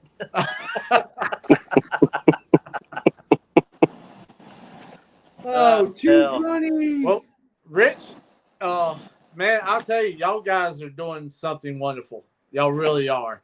And, I hope every one of our, everybody that's been watching tonight, I hope it's helped them. I hope their hearts is full. And, I can't thank y'all guys enough for what y'all doing. And I know us here at Carolina Lakeway, so we're going to stand behind y'all, and we hope this thing just explodes. And we're gonna show just as much love and support to you guys. It's important that it's always, because there is no I in team. It's always got to be a mutual respect for one another, helping each other out. Because I've learned and I've seen, unfortunately, that there's too many. Oh, you like this rod company? Oh, don't come sit with us. Or you like this, that, or you like this kind of gear. So you got those clicks, and I'm not a clicky person, and so when I'm able to, somebody comes on and willing to support us, we're willing to go to the ends of the earth for you guys as well,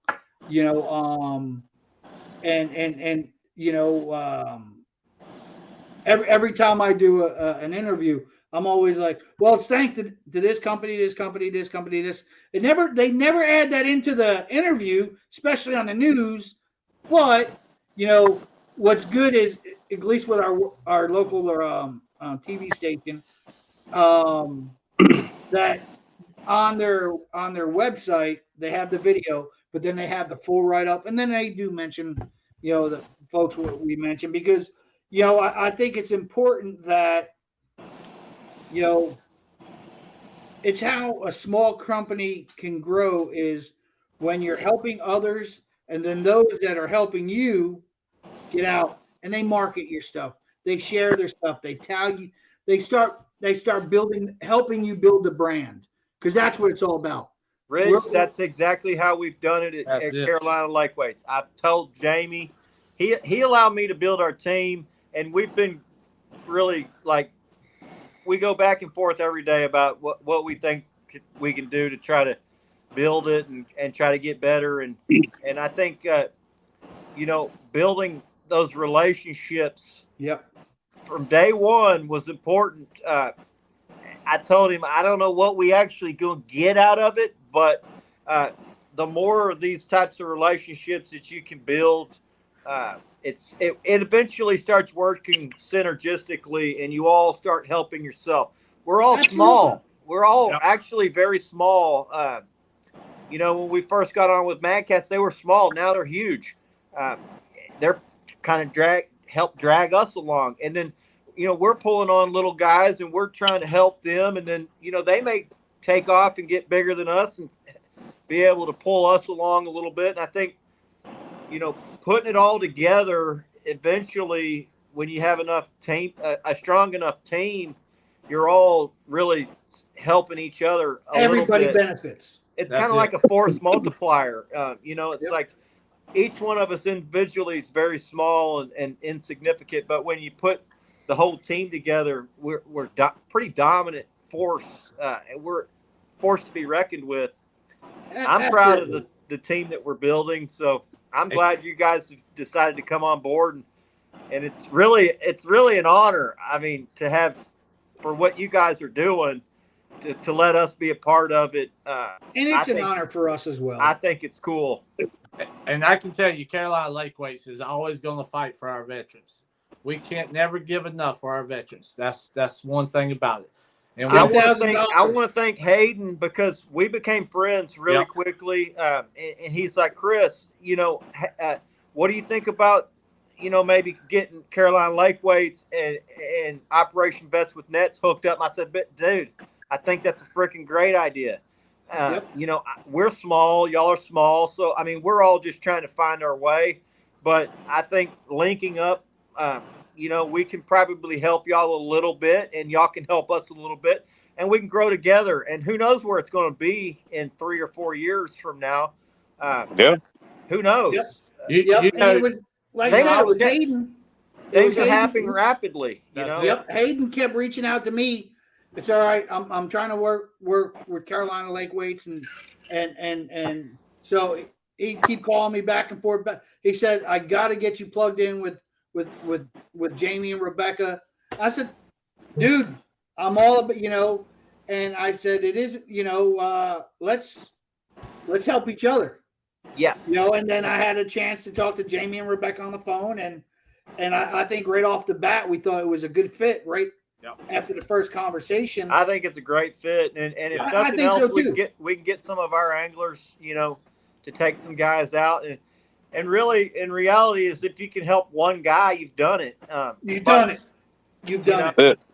That's Yep. it. Or where you sit there and somebody that person you take out catches a 30, 40, 50 pounder, and they're like, dude, and they're all excited about it. And then they start asking you, like, hey man, I'd like to get me some fishing. What gear did I use to catch that big, that fish? Oh, well, okay, let me tell you. Well, the hooks were from Dale's Tackle. These are the blood hooks that I use. Our weights were Carolina Lake weights. Our rods were from Mad Cats, and as I start utilizing, the rods, and I start replenishing them, I'm going to be giving away the other ones. Because it isn't like I need to replenish the rod or something like that. Because it ain't like, I've had this for 3 years, time to replace it. No, they're top quality rods. No need for that. But you pass it on. You give somebody a rig for themselves. It gets them fishing, and next thing you know, they're part of the fishing community and having a great time. That's it. Yep. That's what it's all about, man. Just giving back. Yep. That's like Chris and Josh, the guys I turned you on to at that tournament for down that way around the Neuse River and everything. Yep. I gave away a Mad Cats rod at one of my tournaments, and their name was drawn. Dude, I had a 4-year Marine active duty guy with me on that tournament this day, younger fella. And he hadn't been catfishing in years, he said, and he almost like he forgot how to do it.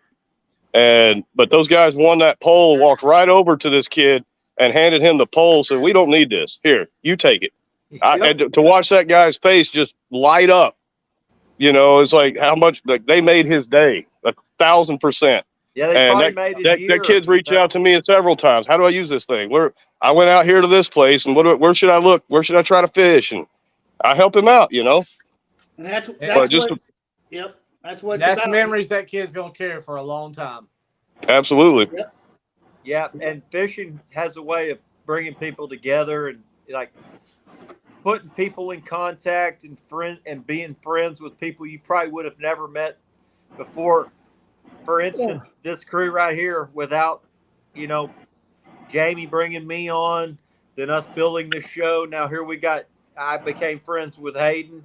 Then all of a sudden I'm friends with Rich. Now I'm going to be friends with Derek.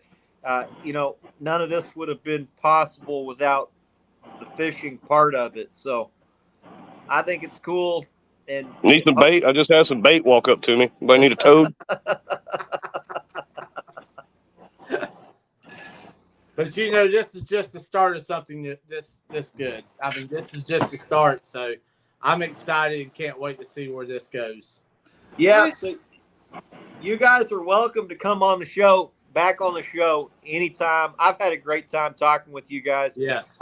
It's going to be interesting to see kind of where it all leads. And, in 2 years when we come back and or next year when we come back and have another show, what are we going to be? We're going to be looking back on, hey, remember that show we had and how far we've come. So, or what you do is, if this tournament, which you know what, I know, because none of this would be happening without God. I know God's got a plan for this tournament, and so you're going to have to come down from North Texas to come to the tournament and shoot a live show, an El Gato live show. There we go. Yeah, there you go. Definitely. And it's up, not down from Texas, Rich. Just see. It's up. Way up. and who knows? But hey, one of my teammates already said he's willing to drive. So he's a vet. I got my vet. We'll come. Just And let me There's the know setup. when it is, and we'll There get you it go. planned up. this time next year, you've probably got 2, 3, 4 tournaments going on where we can get the vets out there even more. So Yeah, I think I think what I'm gonna do is I'm really gonna focus on this one while helping Derek because he's got the Patriot Catfish Club series. Great bunch of guys that I had, and well, that some of them I've been friends with on Facebook, but never met them, like G-Man and a few others. And then there was what is it, Dougie? Yep. Dougie, I've met. Doug and Margie. And Margie at one of the other tournaments I went to. But so See, a lot of those people I fished with for so long, they're just not competitors anymore. They're family, Right. Yep. that's it. Yep. And so I think we'll do this one tournament a year, and then help grow Derek's tournament series. And I think I'll be excited to help him in that aspect as well. Because once again, he's my teammate in Operation Vets with Nets, and I'm going to do what it does to help him and Donna build up their series and support them. And because as things go up, I'm going to be like, from Operation Vets with Net headquarters, hey, here's a rod and reel, for maybe a raffle prize or something like doing stuff, or here's a hoodie, or here's there, or hey, you know what? Hey, I'm going to come participate. And if you got somebody who needs to go on a boat, then hey, we're going to do whatever we got to do to make things successful for him as well.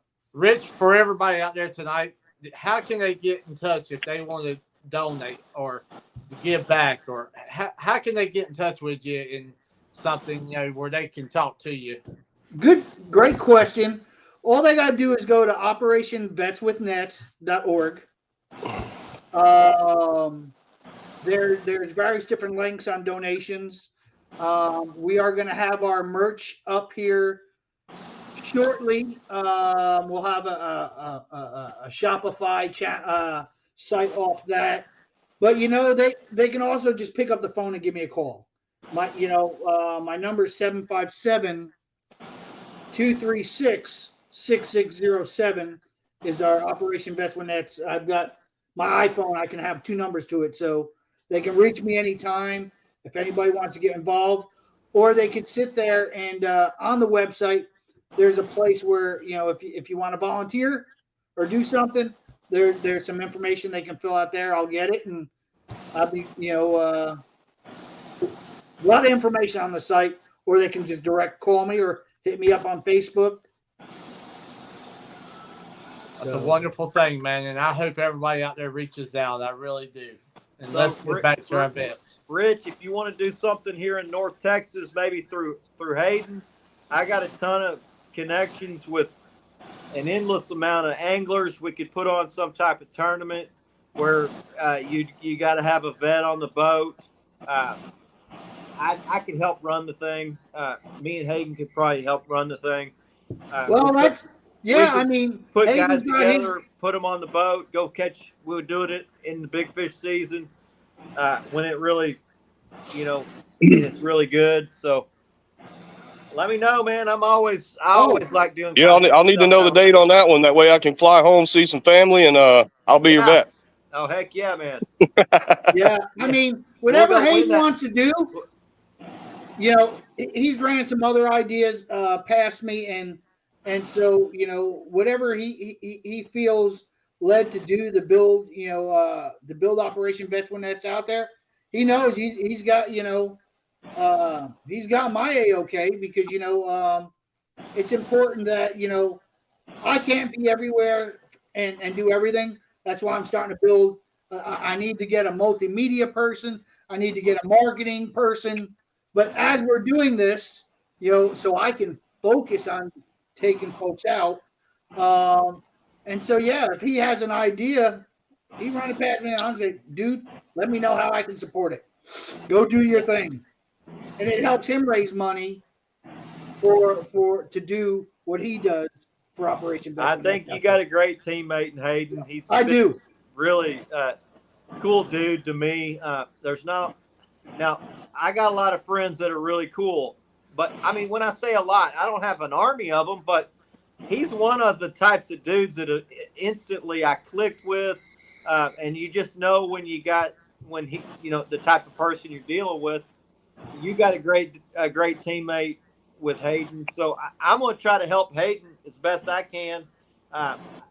In what form or fashion, I don't know, but we talk pretty regularly now, so we'll figure something out where we can get these vets out on the water and involved, not just through me and him fishing, but we probably put something together, team up and get some type of event. I'm thinking so we can connect other guys with vets. I know a ton of great anglers. I love connecting people, so Yep. We'll try to get something together.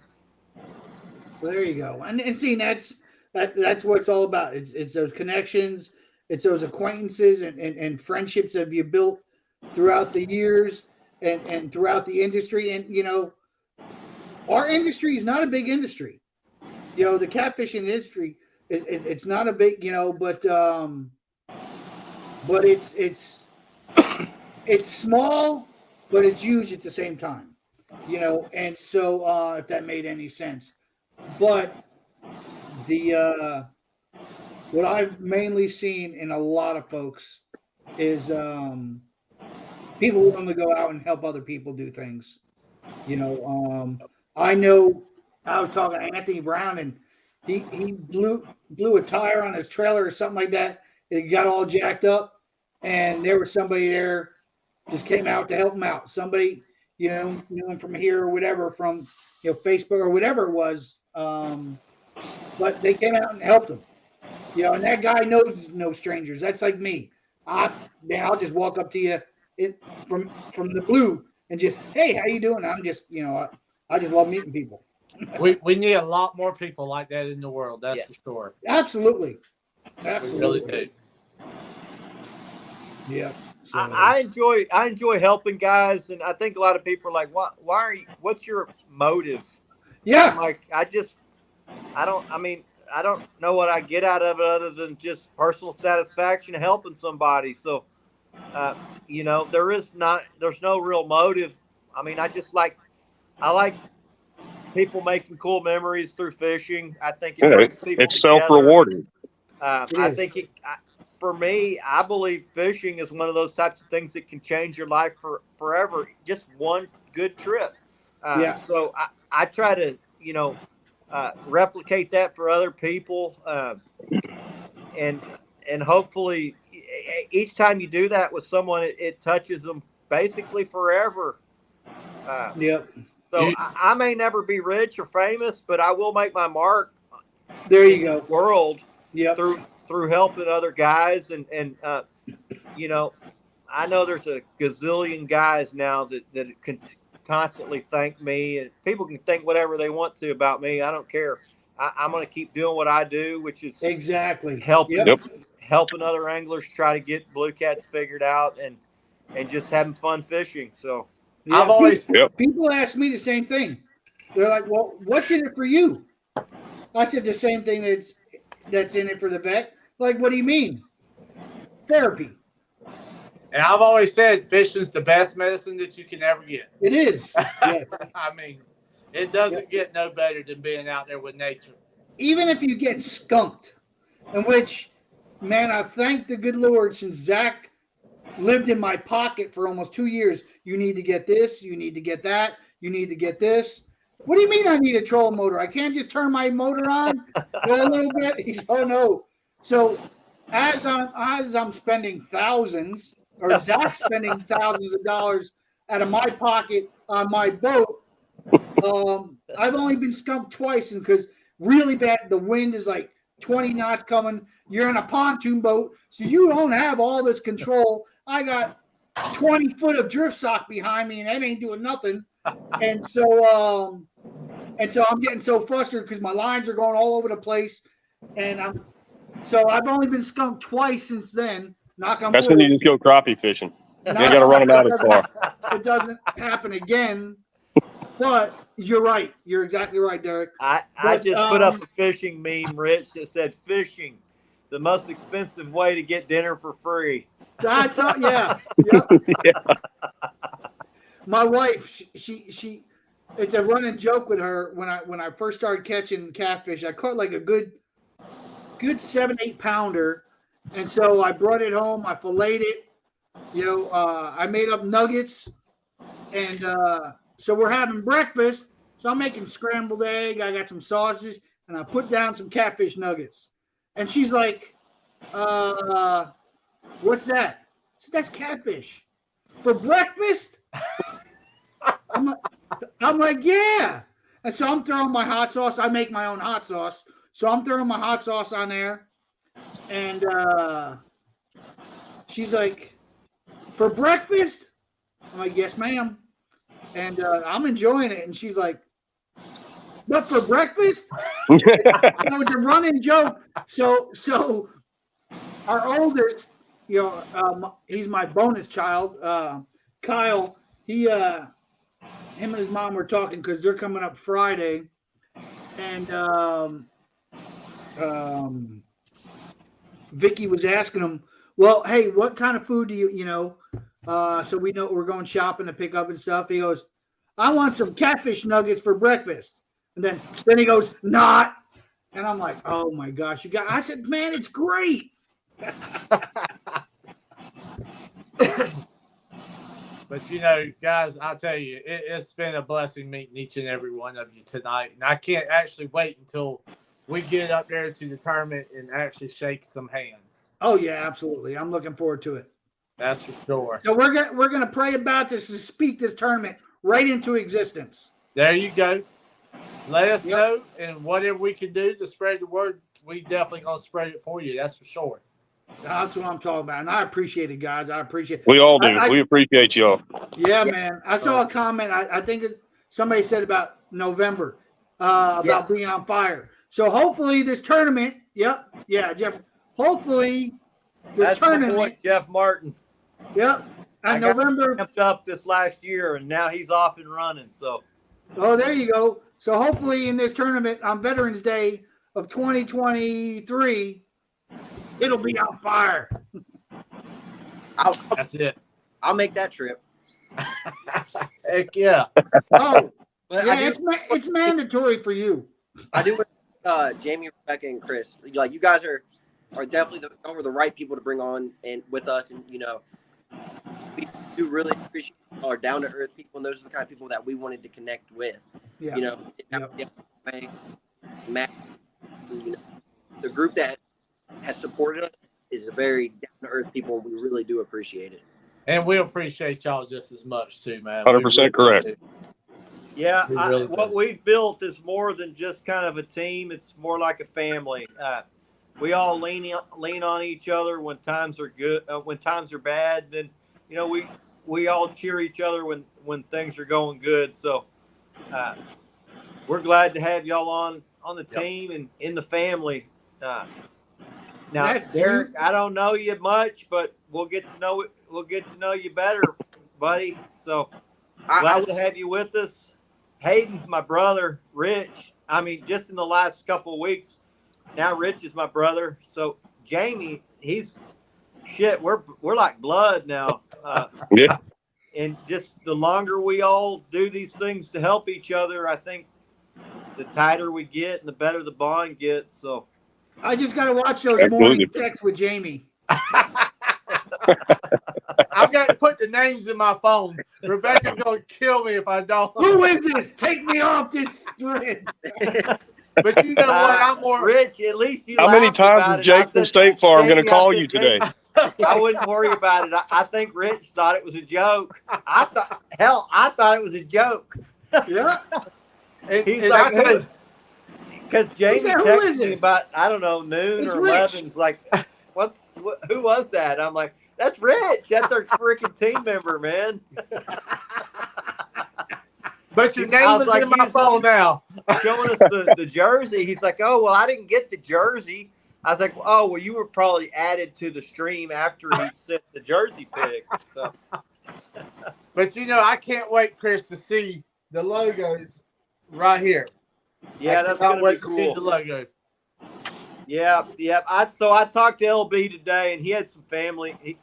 Yep. I won't go into his personal crap, but he had some family problems last Yep. couple of days. So he said he'd get with me in 2 days for the new revision. I'm hoping this is the last revision. There might be one more. If there is, it'll be 2 more weeks. But we're very close to getting the initial design for the men's jersey knocked out. Now the girls, that may take some extra time because I mean they What'd want you pink guys- and What'd purple. you guys think? What'd you guys think about my that design I put up of the jersey? I think you nailed it. He didn't send me a picture like that with everything on. He didn't do it either. I did all that last night. Oh, okay. I was thinking, hell, if I could, can they send me that and I put the logos on there to show them exactly? Because it seemed like that would be. Pictures speak 1,000 words. And when he first sent me my draft, you saw a lot of background in the images, and originally it was the American flag was the whole shirt, Right. and you couldn't see with the logo, and so I sat there and Derek with me. So I sat there and I went on because I know how to use Illustrator. So I went on Google, just did a search for a long sleeve shirt template. So I took that, brought that into Adobe Illustrator, got that set up.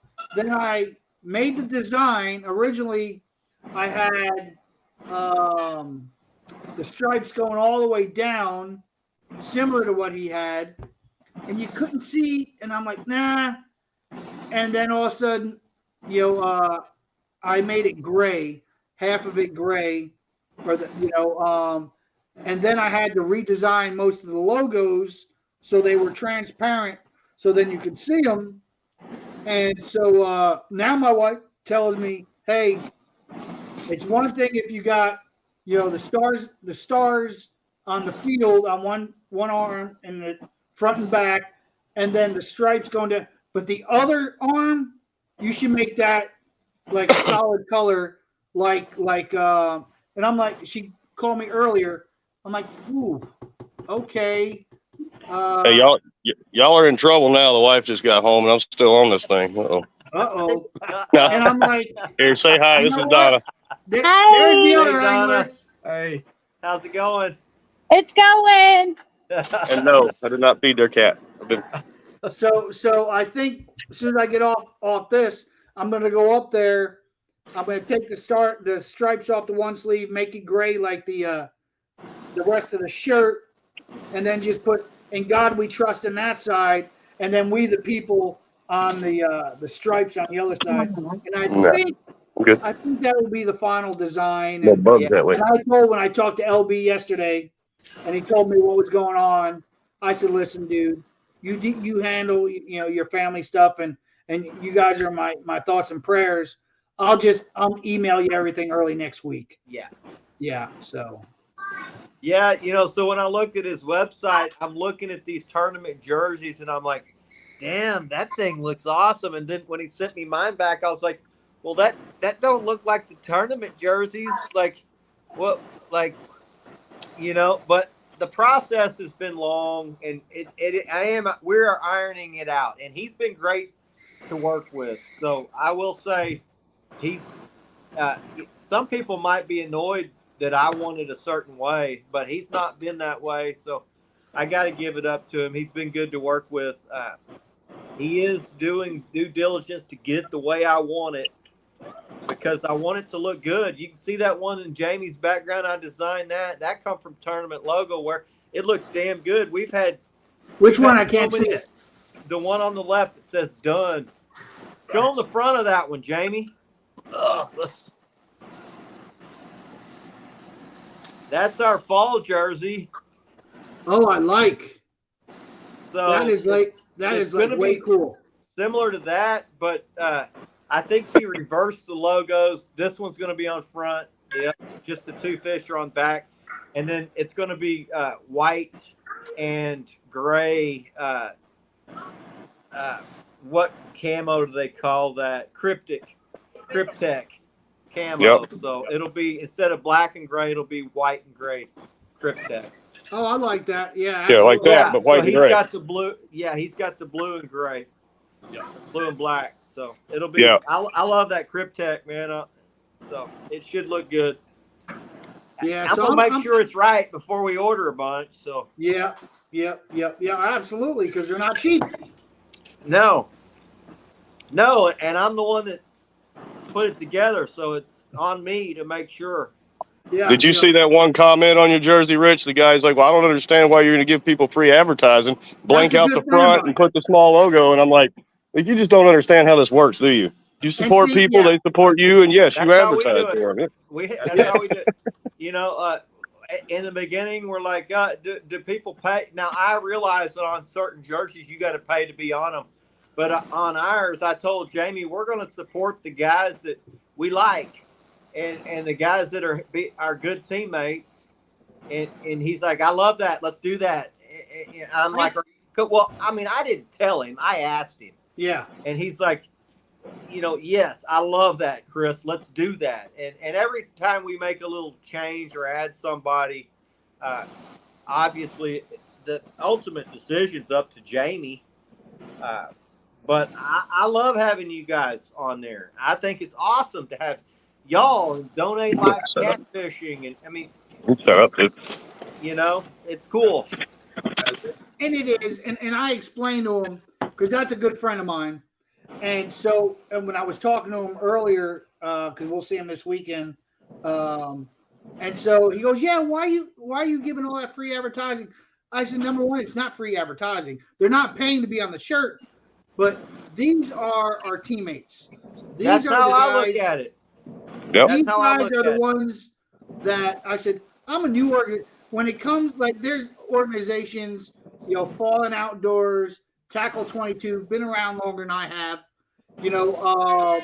but I go, these guys, have joined our team and we've joined their team, and one way or another we're supporting each other. And guess what?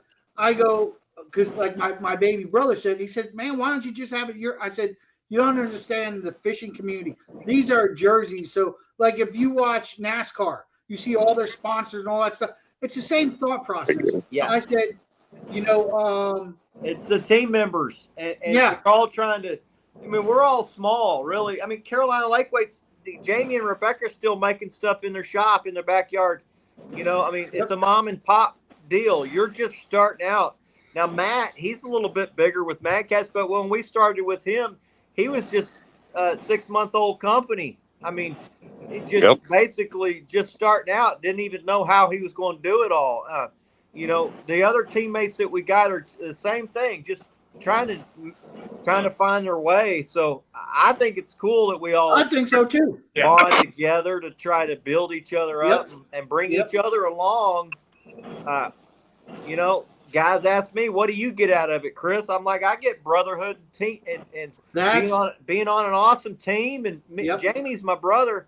I was like, I got my own life and going on, and I'm successful, but I'm going to try to do everything I can to make him successful. And absolutely. And it's going to be a feather in my cap when all of a sudden 5 years from now, he's basically a staple in the industry. And I think it's going to be the same thing with, nets, Vets with Nets. Yep. You look at these, you look at the Carolina Lake weight, the weights, and just think about how these are going to be made and how they're going to look 2 years from now, a year from now, and it's, those things are beautiful and they're works of art, and they look like they were made in a factory, not in somebody's shop in the backyard. Right. They look like something a machine made, but the machine is Rebecca.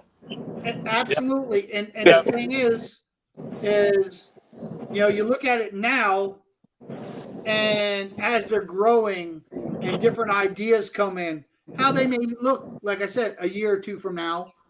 And it's a blessing for us to be part of an organization at their ground floor as they're growing. Because when one grows, we all grow. That's it. That's it. Yep. And like I say, Rebecca behind the scenes, she's out there with Chris. We were talking earlier. Sometimes 4, 3, 1 in the morning building weights to make sure the customers get them the very next day. And Carolina Lake Weights wouldn't be nothing without her. That's for sure. She is the machine that drives it. I can promise you. Yeah. Oh yeah. And it's I know that feeling completely because Donna, without her, I wouldn't have Patriot Catfish Club, and I wouldn't be able to help Rich as much as I do. That's it. And I I love every time we get to go out fishing together. It just brings us even closer and closer. I think we tried to go fishing apart one time, and she ended up on the boat before nightfall. So it don't work. I think my wife found her niche in what we do is she doesn't fish and stuff like that. But we were set up. The USO reached out to us, and they saw the new when Wavy 10 here did a follow-up story on the wheelchair boat. They asked if we could set up the wheelchair boat in a tent. There was a big event on a weekend. Thousands of people were going to be down there. And they asked if we could set it up so people could see what we've done, what we're about, and stuff like that. And so I said, absolutely. And so we had volunteers all set up. Some people end up canceling. But Derek was like, Derek stayed all 3 days with me. Donna's like, yeah, go ahead, help Rich. And like my wife, she was a blessing because like that Friday, there's a local sub shop that's been around for about 50 years called Mr. Jim's. Great place, love it there. And they donated all the subs for all the volunteers. So every day at lunchtime, my wife would go over there, pick it up, bring it to us, and she wanted to she hung out that Friday with us, and she goes, I just loved talking to people and seeing people interact with you guys and seeing how grateful they were that you guys were doing what you're doing. And she goes, I really enjoyed it. So she was looking forward to coming back out that Saturday. But when she got there, my wife has MS. And so sometimes when she's walking on like rocky or gravel, normally she's holding on to me just to help her keep. Well, she had to go to the bathroom, so she didn't wait for me. She was walking on some rocks, tripped, fell, face planted in the ground, busted her lip up. And so I got her into the hotel bathroom right there, helped her clean all up. And she goes, I can barely talk. I can't. So I'm checking, making sure she's okay.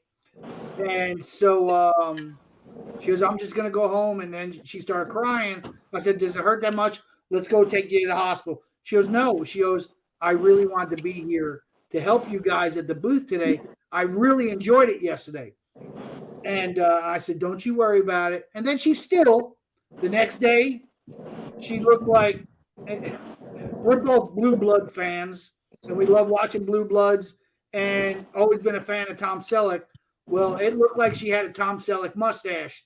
It all swelled and it was all bruised. And so she wasn't going to go out in public like that. So the next day, she still came out. She had a mask on so people wouldn't see it, and brought us our lunch. And she goes, man, I wish I wanted to stay, but I'm not going to sit out here in this mask. I said, no, you're okay. And then that following week, I went on that 9-day bike trip. And so I told her, I said, listen, that Tom Selleck mustache better be gone the time I get home. She started laughing. So midway through the trip, we talked every night. So midway through the trip, she goes, well, I said, how's your lip and everything? She goes, I said, let me see. She goes, no. So I said, why? I saw what it looks like. She goes, because I look like Hitler. Now it shrunk, and now it was just a little. I started laughing, and I got home that night. I got home the night I got home, she's standing in the driveway waiting for me, excited to see me, and no bruising. She goes, "You told me it had to be gone. It's gone." I'm like, "Yes." No, but I think all of us, if it wasn't for a strong woman behind us and supporting what they do, even if they don't get involved directly on what we do, they're giving us the freedom and the time away from family to do what we do. Yep. I think that alone is there's no words for that. You're right. You're right. Yeah, that's 'cause, definitely the case with like- my wife. No, she's behind the scenes 99% of the time, but she allows me to go do it, which with my son, I fish with my son 99% of the time. So for me, it's about passing it on to him and building the memories with him and trying to get him going in the outdoor stuff. So if it weren't for her allowing it, because I've had every other woman before her fishing, they just didn't understand it. They're like, "You're at the lake again every week? Like, who are you out there with?" I'm like, if there's one thing that you don't have to worry about is when I'm at the lake, because you know exactly what I'm doing. I'm catfishing. I'm not one of those guys that's going to be down at the bar drinking. Exactly. If I got 5 hours of free time, you know where I'm going to be. I'm going to be on the water catching fish. And so it took her a couple of years when we were first dating, but on our honeymoon, I think she got the real picture because we went to Hawaii. I brought a rod in my freaking backpack, and we went on this beautiful hike, and we're at this waterfall, and we're like, "This waterfall's awesome." And I start breaking out this rod and reel. She's like, Vicky would kill. We went to Hawaii for our honeymoon as well. We went to the Big Island. We got married at the Little White Chapel in Vegas. Cool. Yeah, and so because she told me when we were dating and we were getting serious, she goes, "Next time I get married, I want to get married at the Little White." And she was saying it in a joking manner. So when I did propose to her and she accepted willingly, I didn't have to put a shotgun to her. I said, "All right, where you want to get married?" The Little White Chapel. I said, "You were serious?" She goes, "Yep." I said, "All right, let's do it." Because then her dad lives in Vegas. She's got family there, so it was good to see her dad, and her grandmother and stuff. So we did that, and then from Vegas, we flew out to the Big Island for a week, and but if I would have brought a fishing pole, I wasn't fishing at the time, but if I was and I would have brought a fishing pole, boy, it would have been dangerous. I might not have made it home from my honeymoon. Well, I think my wife kind of realized at that point what she got herself into. Because, I fished before that, but when you're dating, you have to walk. You got to tread lightly when it comes to that kind of stuff. And you can't just go off every weekend fishing when you're dating a girl. Otherwise, there would have been no marriage. No bonding time, yeah. Yeah, so I spent a lot of time building that up, but then as soon as I had her locked down, it's like, okay, now this is what you're in for. That was funny. I've been fishing every weekend since, and I'm definitely that into. I'm not as old as some of y'all, so I got some real. Hey man, hey, come on now. Don't let it go for you now. Go. Yeah, no, but I got 2 and 3 years, so I'm blessed that my wife lets me get on the water because my son's getting at that age where now he's very, very interested. He pulled that I caught last night out of the fridge and throw in the cooler. Oh, fishes, and he's starting to show that interest. So we're almost to the point where start on the water. But without my wife, watching these kids allowing me to get out there and do what I do, I wouldn't be doing it. So yeah, you're about to get into some of the best times of your life, Hayden. Is fishing with that kid, teaching him, getting him playing with that bait. Here's my wild one right here. Banging on the door. He's supposed to be in bed, but Mom's not home. She's But Tornadoes guys, don't sleep. That's it. That's it. And he's right. Like, I didn't have that with my kids because I wasn't a fisherman when my kids were growing, but now my granddaughter, I took her fishing for the first time last year. And so, same time last year.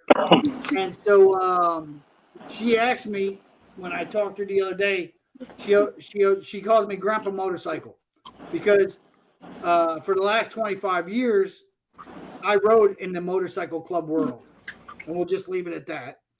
But so I stepped away from that scene because it cost me a marriage and just never had time to do anything else but club stuff. And so she calls me. So my granddaughter calls me Grandpa Motorcycle. So she's like, Grandpa Motorcycle. She goes, "Are we gonna go fishing again?" I'm like, absolutely. And she doesn't have the patience to go out like catfishing, so I'll take her to my favorite friggin' bait holes. And she's got her own pink, almost like a Zebco, her own pink little rod. I'll rig it up with some sabiki rigs or something like that, and she'll sit there and she'll catch perch with me. I said, "Keep catching them, honey. Grandpa needs some bait." And I throw them in my bait tank, and so I'll go in there and she'll be like, and they'll be swimming in the bait tank and stuff, and she'll be like, "Can we catch them again?" "No, not these, honey. This is gonna be catfish food. We'll go out and get some more." And so she asked me, she goes, "Are we going fishing again, Grandpa?" I said, "Absolutely, honey." So get them off this kind of stuff, and they're and get them back into the way. At least I know I was raised as a kid. You're doing things outside. That's it. That's a big thing because like you look, I have a lot of friends and none of them are my, and it's I try to take people my age to go fishing. And they don't want to. They'd rather just be on their phones or playing video. Me and Chris don't talk about that. I don't my because people my age don't do stuff that I do. They'd rather be at the bar every Friday night or doing this and the other, and that's not me. I mean, I hang out with Ken Ferguson. He's like 67 years old, so. No, I hang out with Ken and Alicia, and they're my best friends, and it's there's an age gap, and it's just because they were raised on the water. I know. What are you, 16? Yeah, right. I'm 25 years young, so. Oh my gosh, I got underwear older than you. But that's the thing is I'm super young for my age, but all my buddies are in their 30s and 40s, and it's just too young. Yeah, I know you're like 3 or 4 years from the nursing home, so. Absolutely. Yeah. Rich, you look good. For how old are you? 56. Damn, that's crazy, man. You don't look it at all. So I appreciate it. Man, you're doing. He moves like good. it though. Yeah, I know. Derek, I'll tell you, because when I told him, I said, "Hey, listen, dude," I said, "I don't know if I'm gonna be able to stay up all night." This is when we were planning, And he goes, "Oh no, we take turns, cat napping." I said, "Oh, Yeah. okay, I'm good with that." And I said, "Maybe I'll bring my pillow and blanket." He's like, "Dude, don't you dare! You'll never hear the end of it." And I'm like, so Donna started nodding off a little bit. I said, "Oh, I guess it's sleep time." Okay. So she's sitting on one end, all curled up, and I'm laying at the other end. I got my feet on the friggin' bait cooler. I'm laying back, and then all of a sudden I hear, "Oh, freaking whoops!" Somebody's rod's going off, and then I'm sitting there and You're lucky I didn't do that shad idea. Were you sleeping over there? I was going to record that too. That was going on Facebook, buddy. I said, I wasn't snoring, was I? But yeah, it's funny, like I said, because I look up, right, and I'm Chris, like James, all these dudes that stay on big fish, and then I'm like, sometimes I beat myself up about it. I'm like, man, I try to get on these big fish, but then I stop and think, and I'm like, these dudes got 15, 20 years experience on me. Hayden, I was telling you a couple of days ago, buddy, you're Yep. doing great. You got all the time in the world, and let me tell you, you're way ahead of schedule over most guys at your age.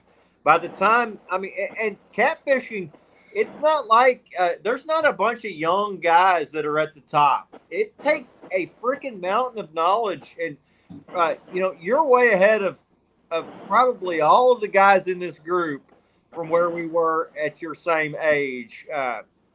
So it just, catfishing takes time to get really good at it. And just don't worry about trying to compare yourself to other guys. That just going to drive you crazy, man. That's Yeah. it. What I tell guys is try to be friends with high level guys and then learn from them, and then take those things, put them into your game. And before you know it, you're going to be better than where we were at that age. But trying to compare yourself to some dude that's been doing it for 30 years, there's no freaking way. I mean, you know, it's like, Yeah, because we talked about that the other day, and you kind of put that in perspective. You know, because if I'm gonna go, call Chris, I make sure I have an hour and a half time block of nothing to do. Because me and Chris will talk for an hour and a half. yeah, we like to talk catfish. Yeah. But, you know, I you know, Senator Rich, you know, I talk to a lot of these dudes, and I just want advice. You know, I don't want, you know, that's why Chris was telling me, like, come up, you know, we'll go out on my boat, and, you know, we'll go fishing. I don't want to catch. I want to go out on your boat first, and you show me. Find. I'm trying to learn. You know, me and Ken started catfishing around the same time. He started a little bit before I did, and I've learned just the amount of knowledge I've learned from him and Alicia. It's, you know, it's crazy. So, you know, I want to learn. That's at my age. I care less about catching a 60-pound fish. I want to know where to find the 60 pounds. So that's, I just need to get rid of all the commercial guys that are tearing my rivers up over here. Oh yeah, Man. man. They're killing Gaston with the trot lines. I sit there, and you know what? And I like Zach was telling me, like, Gaston used to be such a great fishery, you know, and so that's why Zach started changing. Like, he's still top of line, you know, cat fisherman, but now he's doing a lot of walleye, a lot of striper. Yeah, because when the catfish is slow and he's got clients, he can get them on other fish. you're about to fire Chris up. You didn't say trot line. Oh yeah, yeah, I know that's going to get me going. We ran into a guy at a ramp the other day. He was bragging about his 1,600-foot long line that he's pulling 600 pounds of fish a day out of one of my main rivers I like to fish. Oh, You know, he's pulling 50, 60 pounders out. He's just bragging about it. Like, you want to take some eaters, but man, put the trophy fish back. That's Yeah. You know, no, yeah. So I'll go out if I find a trout line. I'll mark Don't it on say my that. chart plotter. I'll go back out 3:00 in the morning and cut them. don't say that. Well, and that's the thing, though, is, you know, Chris knows. I think you fished the Trinity for alligator guard, but the Brazos River is closer to me and Ken. And Ken went out there like a month ago, and that river's so full of trot lines and limb lines and all these other lines that, like, you know, you can get on the fish, but it's just so miserable to even get to a spot running over all this stuff. And for the Trinity, it didn't used to be like that. I used to live in Livingston for years there. We can go down and fish below the dam on the Trinity, and man, at most you had to worry about so many bow fishermen. That's the thing too, though, is we see bow fishermen. There's still that issue with the bow fishermen. I don't know why Texas allows that crap. You know, why are they allowing them to kill fish and dump them, but we got all these regulations on catching them? But that, from what I understand, is some guy that was really high into politics. His son was a bow fisherman. It all got passed when he was in power, and you know, it is what it is. It's like politics and the way that things change moves slower than cold molasses. I mean, it happens so slowly. I'll tell you guys, when I was a kid, I mean, some of y'all are probably my age or even older. When I was a kid, everybody kept bass. I mean, they ate them. Bass were eating fish when I was a kid. It wasn't until Jimmy Houston and Bill Dance came along that started talking about catch and release and let's grow these fish to be bigger. And so I think that Bass- we're bass just is now easy. in that stage of catfish, and hopefully, it's going backwards right now. But hopefully, by the time my son's big, Hayden's kid's big, that maybe it'll be where bass fishing is now, where guys are more. It's more of a catch and release for bigger fish, and Keep them crawling. all we can do is hope. Yep. And that's why I tell, like, some of the folks that want to go out, you know, the vets, they're like, can we keep anything? Because we'd like to take some catfish home to eat. I'm like, yeah. I said, but here, I said, between 3 and 15 pounds. I said, if you want to keep anything between that, I've got a nice electric flare. I'll fillet them right on the boat for you, clean them, put them in a Ziploc baggie for you, put them in the cooler, take them home. You know, yeah, but, well, what about if we catch one of these big 20, 30 pounds? I said, number one, you don't want to eat anything that big anyway. But no, I said, it's They catch. take photo too on long YouTube. to get big. It's you know, there's not a lot of those size fish in a fishery. There are tons of 3 to 5 pounders, and that's what we keep, 3 to 5 pounders. And I mean, I can go catch enough of those in one trip to supply the family for a month. Why not use those that are very plentiful? You know, a fish that's 20 pounds is not easy to catch. Now we catch a bunch, but for the regular guy, they're not easy to catch. And to see a big one just turned into tacos is sickening to me. Yep. Oh, hey, Derek, so you know, that one guy I had for Chris, he just texted me and said he got a hold of Chris. They got their date set up. So he goes, I job. appreciate it, and I'm looking forward to going out. Good deal. Good deal. Outstanding. Guys, I don't mean to have to jump off here early, but everybody's still chatting, having a good time. We've been going a long time. It's been a pleasure talking with you guys, and we can talk we can talk this crap all night long. Yeah, absolutely. I'm surprised the nursing home lets Rich keep the lights on that long. Well, you know, the commandant or ComNav Surfland, the admiral, is at the lake house right now, so I'm okay. Well, mine's been at work all day and just got home, so I'm gonna spend a little bit of the evening, what's left of it anyway. It's 10 o'clock here. All right, Derek, we appreciate you, buddy. You're welcome back anytime, man. Hey, Chris, man, thanks for having us. It's been a pleasure. Jamie, too. Thanks, buddy. Thank you. All right, Y'all, brother, I'll talk to you Patriot Catfish Club. tomorrow. Y'all give them a follow, too. What is it? Patriot Catfish Club. Okay. Y'all have a good night. It's good always seeing you, Rich. Hey, You too, thanks honey. for letting Derek hang out with us. I would have been on there more, but like I said, I was at work. All right, we're just a couple. You yelling we're in my just ear. It hurts. a bunch of good old boys that like to catfish. So Same.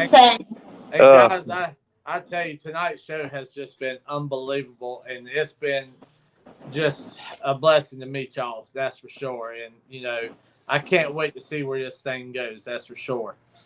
Yeah, and I appreciate you guys having us on. You know, it means a lot that you got a broad audience like out there. Maybe somebody hasn't heard about us.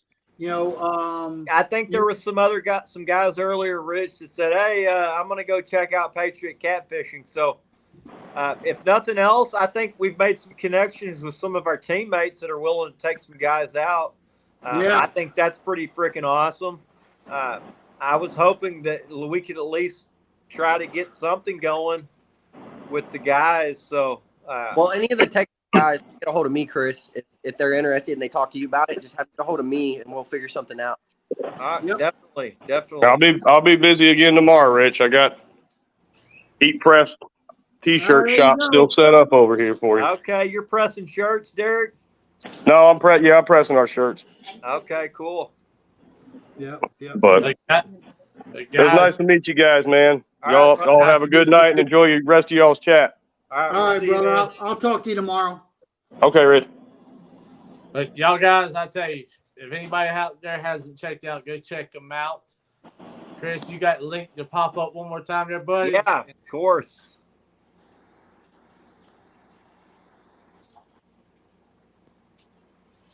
But yeah, y'all go check them out. Definitely pitch in, help if you can take event fishing. Let's get out there. Yeah, so you can offer to take somebody fishing. You can offer to help support something with Rich's boat. You can offer donations just to help with the cause. There's all kinds of ways you can help. So we appreciate everybody who joined us tonight. $10,000. Yeah, So yeah, I know it. We're speaking into existence. This tournament's gonna go. I'm pulling for you, man. We got Bending Tips catfishing. He's one of our teammates. He said he'd drag his boat up there, and if I would fish with him, I'm down to do that. I don't know any real big corporate sponsors. All the catfishing companies that I know are just mom and pop, very small. Yep. Just trying to make it, figure out how to do that in this catfishing industry. But oh yeah, and I'm betting with what you're doing, Rich, you'll be able to get. I don't know if it's car dealerships or restaurants. And that's like I said, that's what we're going to focus on. If we're able to get, even if it's 5 businesses that could say, "Hey, we can pony up $2,000," there we go. Yeah. And then we put them up on the banner. We do a bunch of stuff to recognize their contribution towards the event. We'll help promote it. So just let us know what we can do. We'll do. Yeah. I know Jamie's got to get to somewhere. He said earlier today that he's got, I don't know what it was, but he's got to get somewhere at some point. Rebecca's ready to put him to work. I was going to have to get my wife, but I got out of that. Her flight got canceled. She's stuck in Louisville, Kentucky in a layover, so she's spending the night there tonight.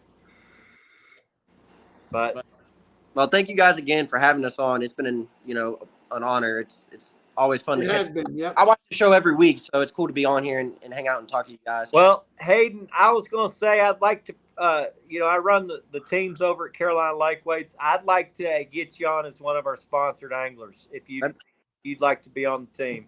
That'd be an honor. That'd be awesome. Way to make me speechless. Usually I can talk your ear off, but I don't know to say that, but that'd be an honor. We're always looking for cool, teammates that are doing cool stuff. So you'll provide something that's a little different than what our other guys are doing. I think that's awesome. We've hit it off great, and I feel good about our friendship. I think you'd make a good addition to our team. I never talked to Jamie about it, but I know he's fine with it. So yeah, welcome it. to the team, buddy. There you go. Yeah, I appreciate that. I mean, that's awesome. And like I said, thank you again. Without you, Chris, this would have never happened. Me and you just kind of, like I said, hit off. If it wasn't for Ken and Alicia, none of it would ever happen. When you guys, Ken and Alicia were kind of the linchpin of the whole thing. I went out and recruited them, and a lot of they've been great teammates. And I told Rich, because there was some people talking trash about Ken and Alicia, and I said, "Don't." I was like, I'm sticking up for Ken and Alicia, and that's what I did. I did the same thing. Yep. And I got blocked and I got hated for it. And I said, I don't give a crap. Those are my people, and I know what kind of people they are. I've been in their corner since day one, man. It's been a rough ride, but I told them, man, the more successful you get, the more it's going to happen. It's exactly what I said. They're like, Chris, we're starting to get into this pro staff stuff and this and that, and we're seeing a lot of hate. And I'm like, that just comes with the territory. That's envy. They're like, is it jealousy? I'm like, no, it's not jealousy. It's envy. I told them the exact same thing, because Hayden called me right as soon as that started, and he says, listen, I want to bring your attention to a situation. And so then I went and I was reading some stuff, and I said, you know what? I said, what that is, and I told them both, they're doing something right because they got haters. And you're right. It's envy. And so, you know what? They're building themselves. They're building their brand. They're building their name in the catfishing industry. They're doing well. They're a great team together. And you know what? People are envious of it that they can't do something like that. Well, That's exactly it, Rich. They're like, I don't understand it. I'm like, well, look at it this way. When you do something, I'm talking about Ken and Alicia, when you're doing something and you're coming into these other people's world and doing it, and they are not doing it, it makes them feel bad about themselves. It really has nothing to do with what you're doing. It just, when you do something that they can't do, it makes them feel bad about themselves. And that's what envy is. And that's basically what was happening. I was like, you're going to notice when you do your best, when you have your greatest moments, that's when you're going to get hated on the most. Yep. But your true friends are going to support you and say, great job. I love what you're doing. So just remember, in those times when the people that are supporting you, those are the real people. And the ones that get quiet and never say anything when you've caught your PB or you've broke this lake record that they've broke, I mean, unfortunately there's a lot of people already hating up on Micah, saying, "Oh, that fish looks dead. You shouldn't." Blah blah blah. I'm like, that oh my just gosh, comes all with these the Kenny territory. Karens. I'm telling you right now, I've never seen somebody take as good of care of big fish as Micah had. I mean, that first fish he caught, he didn't even take pictures with it. He hurried up. He rushed it back to the lake. He didn't even care if it was a wreck. He wanted to get it in water. The first lake record my son caught, people jumped all over me because I took picture of him riding the fish. Now, they didn't see me. It took a minute and a half for me to pose him where that he wasn't sitting on the fish. But I had guys saying, get the kid off the effing fish. I'm like, I've never killed a fish in 30. I haven't had one fish die that I caught in 30 years. Not one. Every one of them went down to the bottom. If they didn't, I sat with them for an hour. I've had fish that didn't want to go down. I sat with them until they went down. The fish lived. So I don't know what it is. When you do something really big, that's when the haters seem to really come out the most. But it comes with the territory, man. You do something big, something that they could never dream of doing, they hate on you. Ken and Alicia, man, they've been fishing this Belton Lake for 2 years. And a lot of dudes here that fish that lake, this is their home lake. That's what I said. And they're not pulling out 50s and 60s like Ken and Alicia are on a regular basis. And that's where the envy comes from. It's just, these dudes been doing it their whole life on this lake, and Ken and Alicia show up and just completely crush it. So. Yep, I agree. So I think they're great teammates. I supported them through all that turmoil and stuff because I've been through it myself with my son and with what he's doing. Me and Jamie went through it with beginning Carolina Lake weights. It's just something that you got to deal with and just brush it off and keep pushing forward. So. But I'll let you guys go for the night. I got to go shower and get ready for bed. All right, Hayden, we appreciate you, buddy. We'll see you soon, and I'll talk to you soon. And we got some people in here, Kelly Bullock, Jeremy Tournament Cats, Danimals Adventures, Facebook user, I don't know who that is, Ben and Tips Catfishing. We appreciate everybody. David Smith, we didn't say hello to him, but appreciate everybody coming in tonight, spending some time with us. It's been fun with you guys, so we'll do it again soon. That's it.